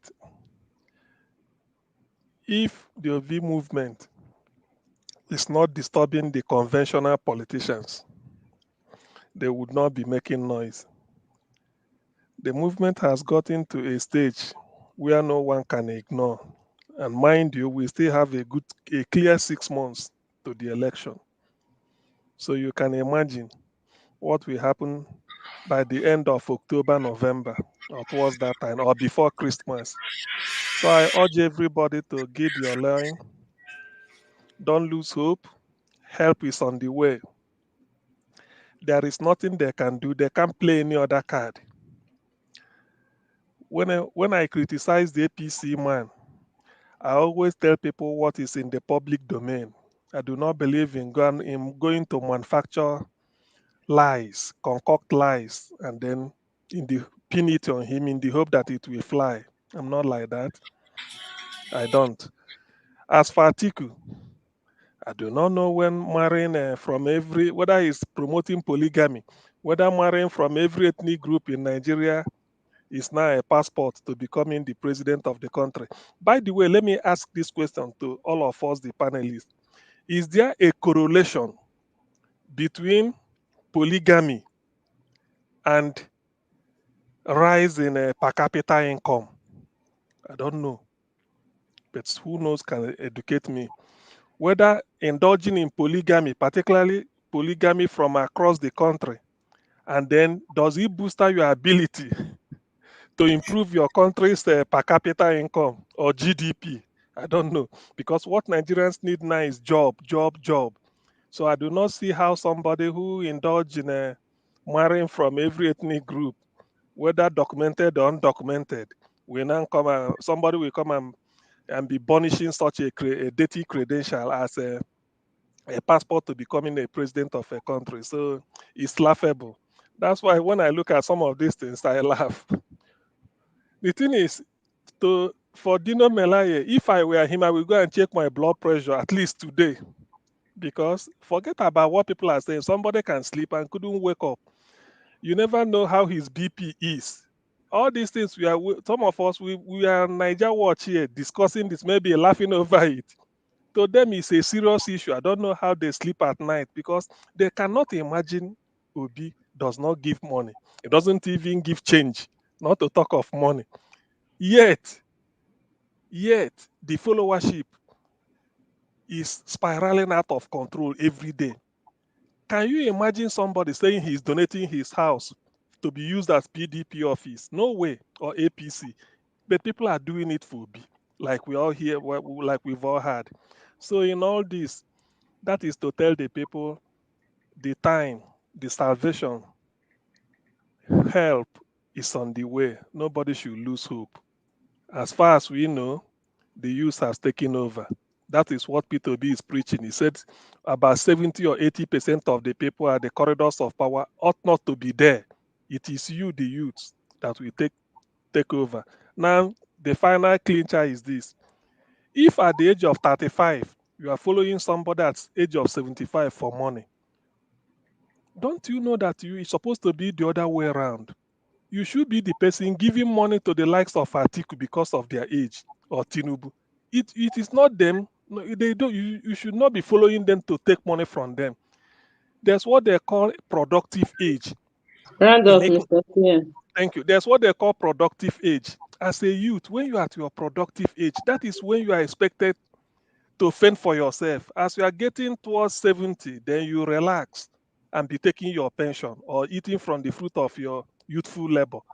It shouldn't be the other way around. Nobody should be following Atiku because of what he could vomit, or Tinubu, whose certificate is only flying in the wind. We don't know whether he attended Chicago State University or what. But one thing I know is that you can never attend Chicago State University without giving them a certificate, a secondary school certificate or high school certificate. They can never admit you for a university degree, a university course anywhere without you presenting a prior certificate from either a secondary school diploma or something like that. So that tells you what you need to know. Whether he presents it or not, we know he's lying. And then her daughter is over 60 years. If Folashade, the Iyaloja of Lagos, is more than Thank 60 you. years, you can now know the age of Tinubu. Thank you very much and good night, everybody. Thank you. Miss Ugo, are you there? Can you hear me? Yes, yes. Hello, Hi. everybody. Thank you so Hello, much Miss. for your thank you for your patience. You have just been patiently waiting there. We appreciate that. So I want you to utilize your 2 minutes to send your closing remark and send a message to Nigerians. All right, thank you. I want to use my 2 minutes to address something that I listened to this morning in the newspaper review with Sis Emma. Um, Basically, someone was talking about Ekweremadu. I'm sorry to go back to this case, but someone was there and okay, I think Mr. Mike said something about Ekweremadu and how the British government was like, I don't know how to put it, how they were like overdoing it, something like that. And someone from the panelists came and said that the British people can never do that. Like they are always right and they are the best people in the world. And I'm like, I'm not supporting Ekweremadu. Or for all I care, he can stay there. I understand that he's going through a lot with his child, and that's not nice for any parent to go through. So, but they are politicians. They are politicians. Most of them are corrupt, and they deserve some of the things they get. But I want to go to the law of the UK that this man was defending. The UK, what Ekweremadu did is really not against the law in the sense because they have the Human Tissue Act, they have the modern. I'm a lawyer, by the way. They have the modern day slavery law. But those two acts, they say no commercialization. You cannot come and pay somebody. You cannot come and turn organ donation to business. That's what they don't want.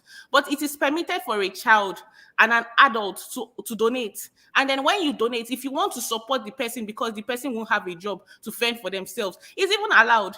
But the only thing I can say that they will stand and say is, oh, he's a senator and he might be exploiting that boy. The thing, what me I'm against is the moral point in this sense. But the police, the British police, just came because we are Africans, we are black, we are Nigerians. When something happens, they will come and paint it black. Why did they call that thing human trafficking? Organ this thing. So the person that came out, I think Mr. Alex was also there, and Mr. Tunaija and out to speak that these people that we are always defending are in fact one part of our problems. Anyways, I just wanted to bring that out there, that even though Mr. Ekweremadu, what he's doing is wrong, and he should come and carry his child and take and build hospitals for us here and put his child there and stop stealing our monies. But at the same time, we should also be aware that these people that we always say, they should come and help us, are the ones that have been siphoning and been destroying us and killing our leaders and putting us in this situation. And some people will say, don't stop blaming colonial masters. It's in the past. I don't know why we are so ignorant. Please. Anyways, Africa, Nigeria, even the Benin Kingdom, please don't say Benin people is a tribe. We are not tribes. That big, massive civilization. If you see the pictures in the past, we had like the Benin Kingdom had streets. You know what's it called? The Wall of China. It went round that the Benin Kingdom had the walls 4 times larger than the Wall of China that they are all going to see today. So we've been great in the past. Africans ruled the whole world for 15,000 years. 15,000 years, not 10 years, not 100 years, 15,000. And we ruled Spain. We ruled Europe for years, 700 years in Spain. So look, we can get back, but we need to wake up to our history and stop loving each other and stop taking other people more than us. Let us start protecting ourselves. Let us unite. Peter Obi is coming to give us that chance for not just Nigeria, but for the whole of this continent. So we need to start loving ourselves and stop seeing Fulanis, Yoruba, Igbo. Take this chance now. Diasporas in this platform, we're not useless. We have a lot to do. Number one, financially, I'm listening to everybody and I'm learning, and you're supporting this thing. So please let us come together, support in any way you can. The Nigerian Labour Congress, they just said that. Excuse me. They said that they were going to be support system, that they are going to mobilize everybody, and Labour Congress is a big deal. So if people are coming out, so at first when this thing started, I didn't have hope, but now I know that this thing is going to work. We cannot lose hope. And see, this Tinubu and Wike and these people, can't they do their meetings in Nigeria? They should stop wasting our money. They can't do meeting again. There's no chair and meeting room again in Nigeria or the whole of Africa. It's France that they are now going to do with our private money. All these ones are irrelevant for me. Please let us use our power, our voice to get Peter Obi in there and demand from Peter Obi even more safe. Thank you, and everybody, good night. Thank you very much. Thank you so much, Ms. Ugo. It's always nice having you. Endeavor to always join us in the broadcast. Now we'll go to Mr. Let's Go. Are you hearing me?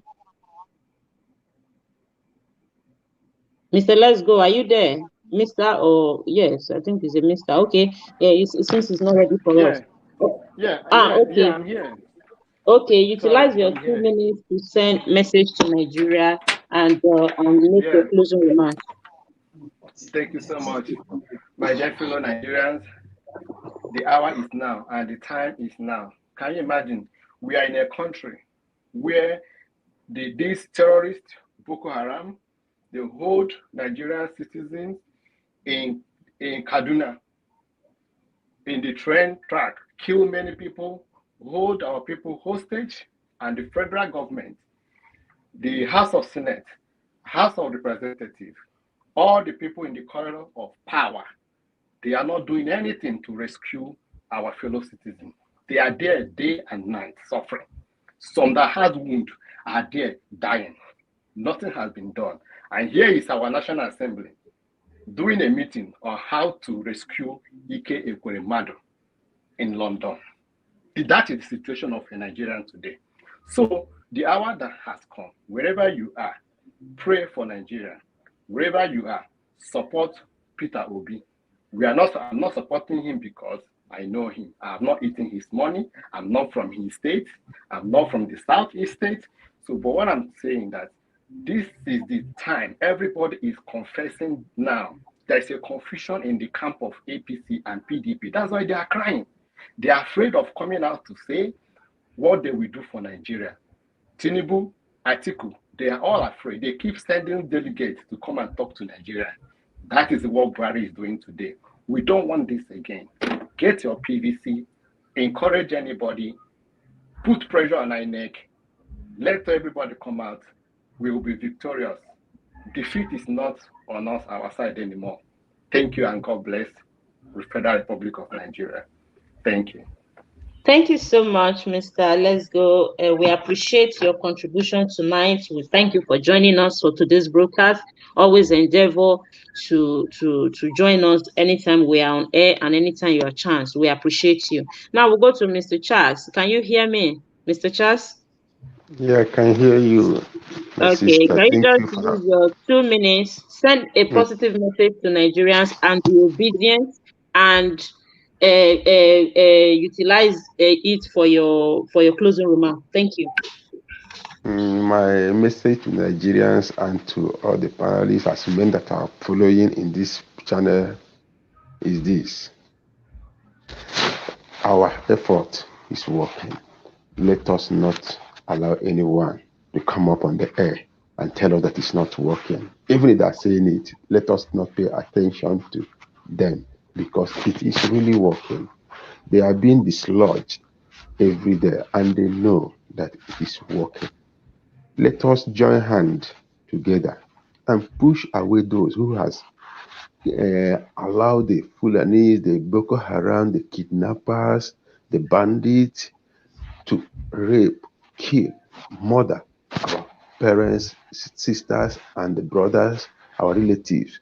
Let us push away those who have stolen our health, whom that have used our money to train their children overseas while our own educational system are being destroyed every day. I'm living in Australia. Prime Minister of Australia cannot take his child to US for training, for education, to go and train there. If he do it that day, he will resign from office. But the people we are voting into power, they have destroyed our health, destroyed our education system, destroyed our road. They cannot go through the road. They fly on the air. Their children fly on the air. Their families go to overseas for health care, education, shopping, and everything. When they have destroyed our homeland, please let us talk to our people in the villages, everywhere in the church. Use this opportunity to make sure that we deal with these people. They have done a lot of harms to us. Thank you, my sister. Oh, thank you so much, Mr. Charles. Before I go to the next person, I want to appreciate our sister there, one of our Niger Watch family members, Sister Naomi Bella or Vivian Darroze. We appreciate you for that super chat. Thank you so much for always supporting us. God bless you and God replenish your pocket in Jesus' name. Thank you so much. Now we'll go to Mr. Tiobala is the next person I have on the list. Mr. Tiobala, utilize your 2 minutes. You know, as you always know how to do it best. Thank you. Okay, thank you so much, madam. I want to use this opportunity to quickly tell everyone here and both aside within Nigeria, that there is hope for our children. There is hope for each and every one of us, but we must do the right thing, because one of the way for us to demand good governance is the process of electing. What you don't put into power, you will not be able to demand anything for such government. You cannot go and meet Buhari now, this is what you want as a youth or whatever. This is what we want. They'll keep on pushing you away. But we have to let that person that at the end of the day, if you fail to answer our demand, we can still have the mandate to put that person out. But I'm assuring you today, the person that will work for the youth is the person of Peter Obi.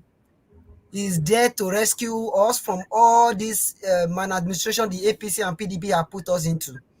You need a better education. You need a better healthcare. You need a better working system, better environment. You'll be able to develop yourself. Where you be at home, accessing internet, accessing lights. You can learn any skill of your choice and work remotely in any part of the world. I have some of my friends, we work in the same company right now, but some of them are in India. Where I'm here in the US, every morning we come together. I have somebody in Nigeria as well. But we have to do more. We have to do more. Please. And one of the ways for you to be able to actualize your dream is to have an enabling environment. You cannot do well in society whereby they are killing people every day. You don't have lights, you don't have internet, your education system is not working. Even after graduation, you are not even sure of getting a job. Most of us said at school here in the US, you have opportunity of doing internship. Where will you do internship in Nigeria? There's no production company anywhere. There's no innovation. Nothing is going on. And you want to still keep on voting for all these leaders who have no idea, who are parochial in nature, who are there is lying comatose. Is that the kind of people you want to vote for? Like keep on saying, I know what I passed through before leaving Nigeria. I came here last year, but within this short period, what they say I could not even achieve in Nigeria, here now, know what I'm doing with the same education. But they decide to put us in bondage over there. I'm assuring you, definitely, Nigeria have the potential. We have the human resources. Remember, one of the way to grow a better society is human capacity development. You have to support this movement. Peter Obi is the right man for the moment. He's the right man for your future. He's the right man for your children's future. You better do the right thing. Don't allow 5,000, 20,000 naira to steal your joy. Don't allow 10,000, whatever amount they're going to give you to steal your joy. It doesn't matter where the person is from. This is not about Igbo. This is not about Yoruba. It's about your future. You just have to grab it now. Otherwise, you will take another 10 or 50 years to have such a man again. Remember, we have been able to gather around this man because we have seen in him credibility, someone with capacity, someone with transparency. Where will you see such a man again? It will be very difficult. It's better for us now and work with this man.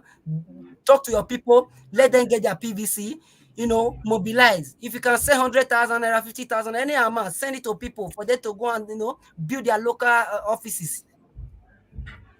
Please, let's do the new, because Nigeria is short. Remember, if Nigeria is better today, I bet you the whole of Africa will be great. Many nations is dependent on Nigeria. We have the resources, we have the minerals, everything you should think of. But these leaders have decided to jeopardize our future. They decided to mortgage everything we have there in that society.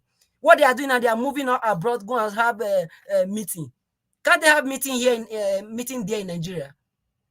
We are here doing not there doing not. You see, we don't need to support all these leaders again. Thank God for the rising of the youth. It doesn't matter who is big man or whatever. They say Tinubu made people. It's not about, see, one of the way to make human beings is to reach out to the less privileged. It's to develop a human.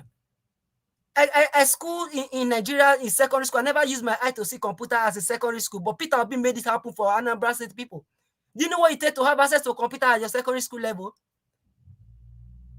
This is what this man have done. Many schools are on strike right now, but Anambra State University, they are in operation. Why? Because of the legacy this man have. So he has been able to put education first, which is the main engine of any nation growth. Please, let's do well for ourselves, well for our generation. Thank you. Thank you so much, Mr. Tiobala. Before I go to the next person, I want to appreciate Too Blessed for the super chat. Thank you so much. We appreciate your support. God bless you. Please, everybody should keep it coming. We really appreciate the support. We appreciate your contribution to be able to keep the channel moving, to keep us to continue doing what we're doing here. Thank you so much, Too Blessed. God bless you. We appreciate you.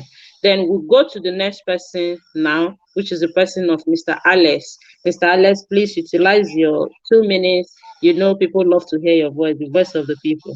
Thank you. Thank you. Yeah, thank you very much. I want to continue from where the lady from the UK stopped.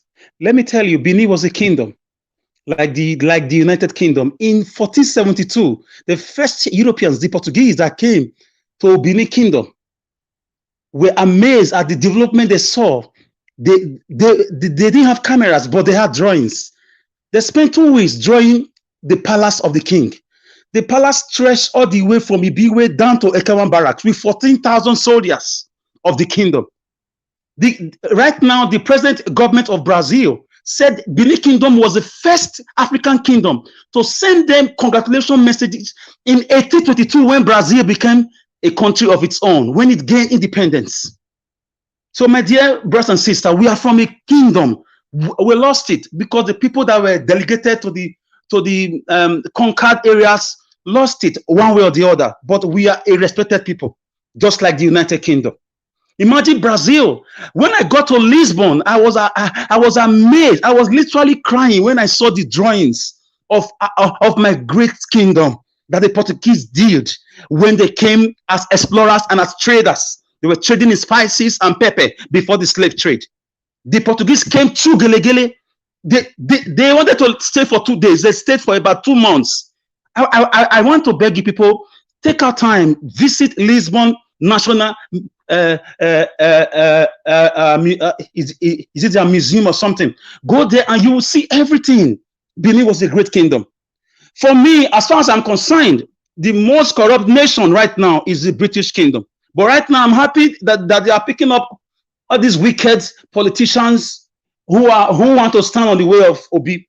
The arrest of Ekweremandu, for me, is hypocritical. It's just a way to say we are with Obi. Because after Ekweremandu made a statement against Peter Obi, immediately he was picked up. Desiani, with billions of dollars stolen from Nigeria, is still in the UK. So who is now fooling who? So for me, we should not insult them, but we should also know where the real problem is. So we should not have a low self-esteem. We should know ourselves, and we should know where the real manipulators are the British. So far, so good up till now. The SARS killings at Tollgate has not been said. Nothing has been said. The whole England territory. This is not normal. Go to history and read. British don't joke with such things. You cannot blame somebody else for your failure, but at the same time, we know who is fanning this fire of corruption and national killings. Obasanjo drove away BP in the 70s, but in 2017, when Buhari was in London clinic, BP came back to Nigeria again, and they are sucking the crude oil in Bayelsa and Warri and so on and so forth. We are not fools. Some of us are so smart, smarter than the British. And at some point, we will ask questions. So I want to round up by saying we should not be intimidated. We should continue what we are doing. Ekweremandu should face the music. Any politician, if Dino Melaye is not careful, he will be the next. Trust me. Because right now, the whole world is looking out for Peter Obi, because the guy is a talent. If we miss out on Obi, we are gone in the next 8 years. Is it Jagaban? Is it the Dubai man? No. Atiku goes out of the country every 4 years and come back just to campaign. He doesn't care about me and you. And he has not said anything. He made a tweet during Deborah's killing and he deleted it. Such a man who wants to be a president. He's coming to triple the killings. He's coming to triple the borrowings. He's coming to triple the hardship. He's coming to triple everything you are seeing in Nigeria. Should any of them win, a bag of rice is going to go for 300,000 naira. Just go and mark it. So I can go on and on and on, especially the Benin Kingdom, because that lady really tickled my fancy, political fancy. When I was in Lisbon, I saw it. It was beautiful. I still cannot explain how things really fell apart. Thank you, guys. God bless you. Thank you so much, Mr. Alex. You and Ms. Ugo I think, just as she tickled you, you have tickled so many Edo people out there. You know, sometimes once in a while, it's good to remind ourselves where we are coming from and who we are. And it's very important, especially this generation, that history is not being taught in most of the schools. It's so sad and it's a pity. And, you know, it's a very good thing for us to know our history, so that we will actually know our roots and what we represent. Though people are great people, without no dispute, we are great people and we are so proud of where we are coming from. Thank you so much for a bit of that lecture. We'll go to Ms. Omoye right now. Just utilize your 2 minutes, send a positive message to Nigerians and the obedient out there, and give us your closing remark. And for the people that want to support the platform via super chat, the $sign is just right at your right hand in the comment section. We'll appreciate you when you do that. God bless you. Go on, Ms. Omoye. Thank you. Oh, all right. Thank you very much, moderator. Oh, Irene, is even Irene? No. Yeah, I'm just talking to you like a stranger. But anyway. Irene, my person. Is it you? Okay. It's now I know. It's me. All right. Fantastic. You're doing a fantastic job. Thank you so much. Absolutely. So I want to first of all start by saying my condolences to the young man that passed. I forgot to mention it earlier when I had the opportunity to speak. And I really am grateful for the history lesson that Alex just passed on. Some of us know some of the history, but not in depth. But we try to research as much as we can. And I hope that, Mr. Alex, I hope that you would create more knowledge. You will continue to provide us more knowledge. I even have your own channel to talk to us about the Edo Kingdom. I'm very much invested in that. I would like to listen to that. So having said that, thanks to everyone that has spoken so far. I've learned a great deal, and because of this channel, I am so pumped. I'm pumped on my own. I'm positively fired up. But when I come on this platform, I feel like I come to meet a family of like minds, because we're all trying to see the improvement and the betterment of our society, And I just think that we should remain focused on what it is we want to achieve for our country. We cannot back down.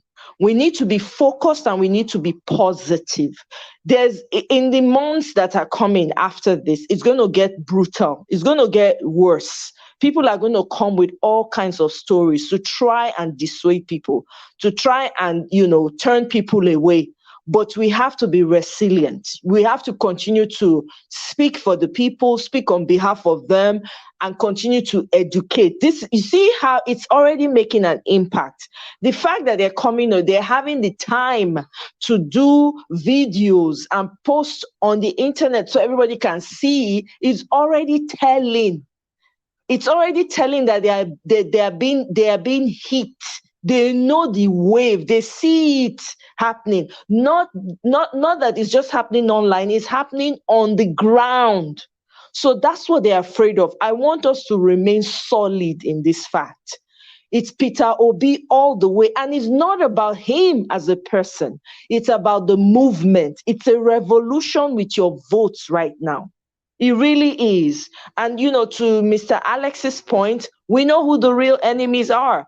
In as much as, yes, they're holding Ekweremadu responsible for their actions, right? There's they are the cause of the problems we're in right now. So we cannot ignore that in as much as we say everything that we say, So I want to encourage everybody at home, abroad, wherever you are, do something. If you financial support, you know who you can send money to help in any way so that we can keep this movement rolling. Do it.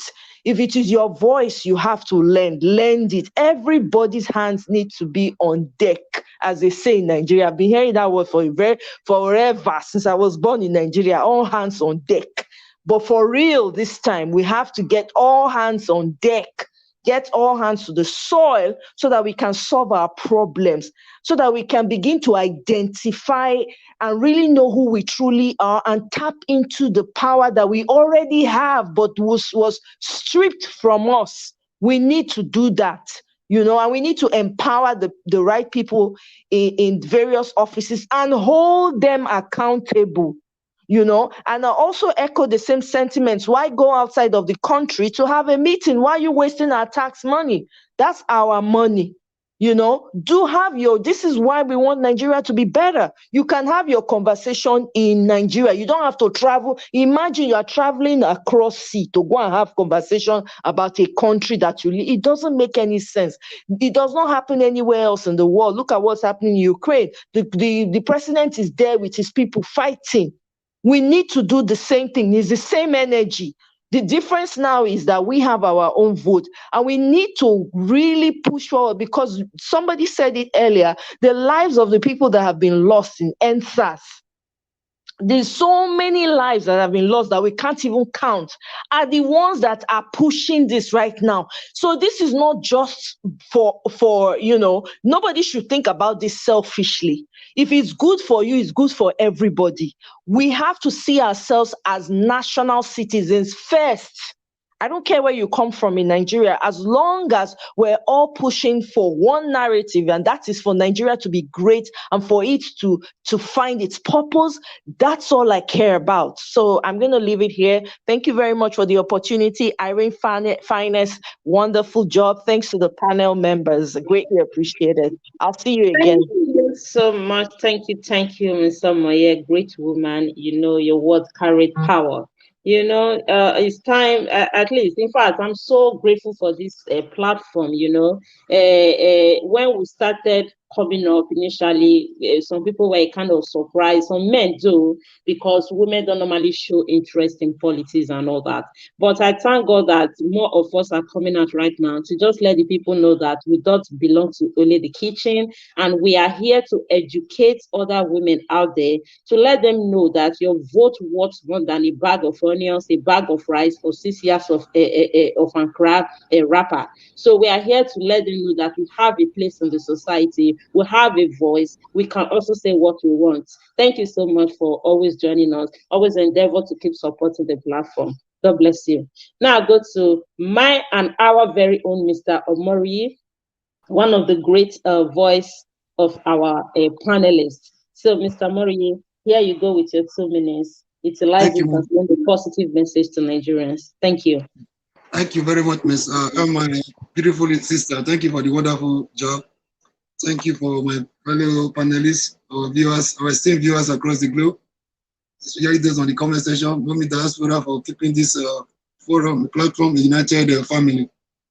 I want to use this opportunity because I didn't have the chance to show my condolences to the family of Issa Idehe, who just passed on. My condolences to the family.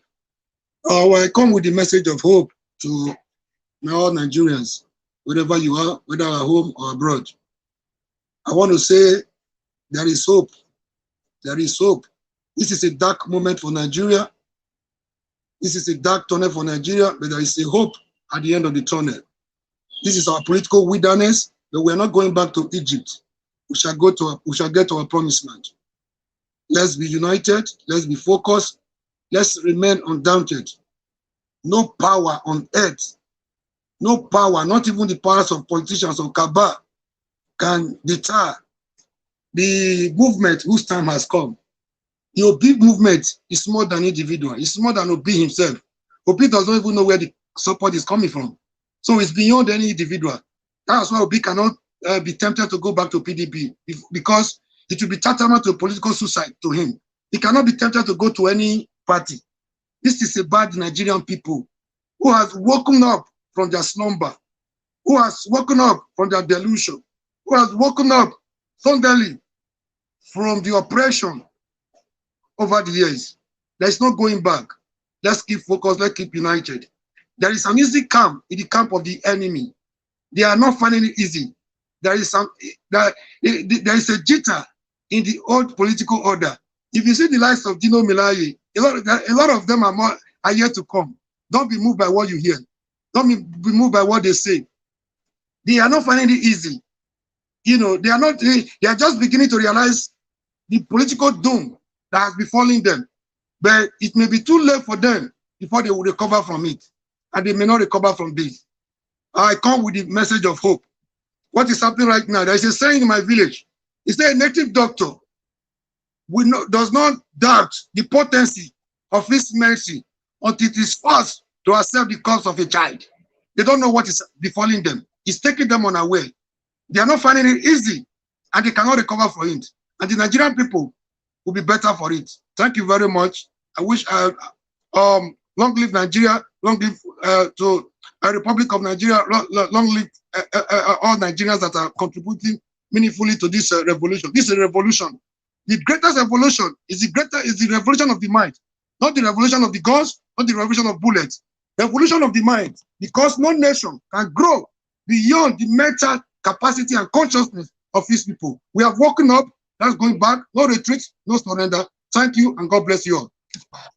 Thank you so much, Mr. Murray. That was a nice one, a good message of hope to Nigeria. I just want to thank all the whole panelists that have joined in the today broadcast and for your continued support. I urge you to keep coming, keep supporting us because this is issue that we must do. Nobody will do it for us. We just have to do it for ourselves. It's time to take our country back.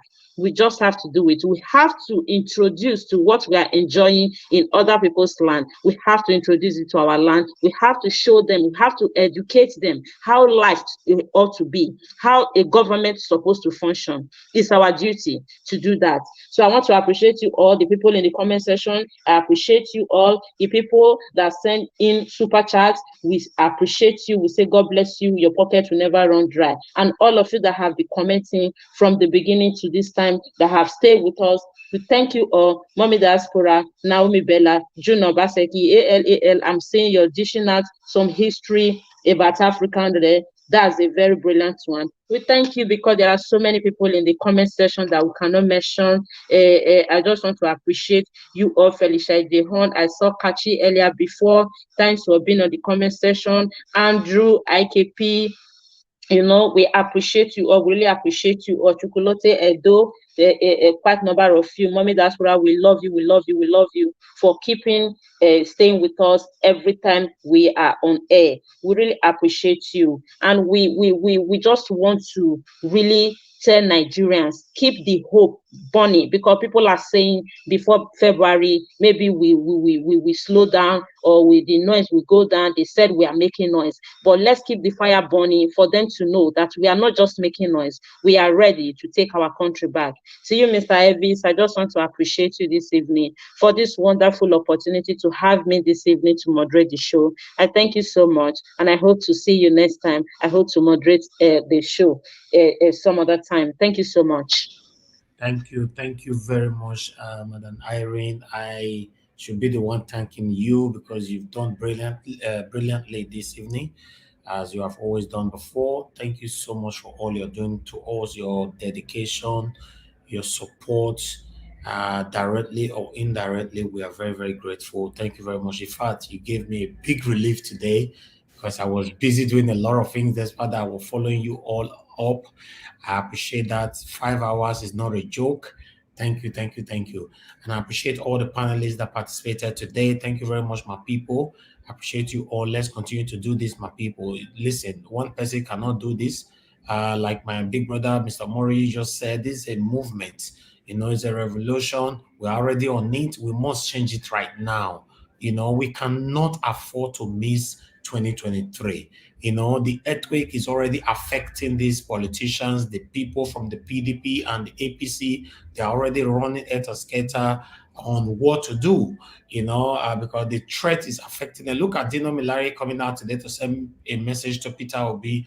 That would not happen on a normal ground if there was no threat, because they are seeing the threat everywhere, even around his own house, even his own gate man self. Not they know when they tell and say, "Oh, God, obedient." He will say, "What do you talk?" He will say, "Oh, God, no first." That's just the truth that is currently going on right now in Nigeria. So my people is so visible that we are getting close. Let us embrace it. Let's continue to talk. And those of you watching us, what can you do to also help us? By sharing and liking. If you share, our voice and the wonderful panelists that have contributed today, their voice will go far.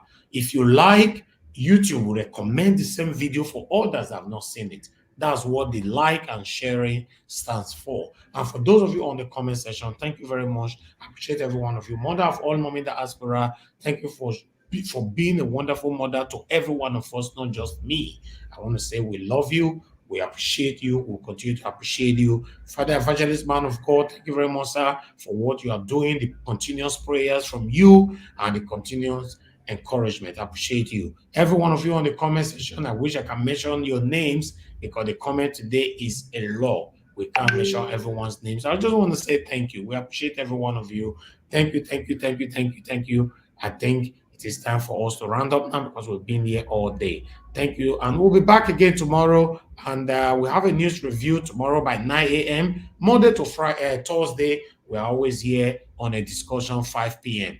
And Fridays for debate, which we normally start at 6 p.m. So tomorrow, please, everyone endeavor, let every one of us join Iman on our news review tomorrow morning. Why?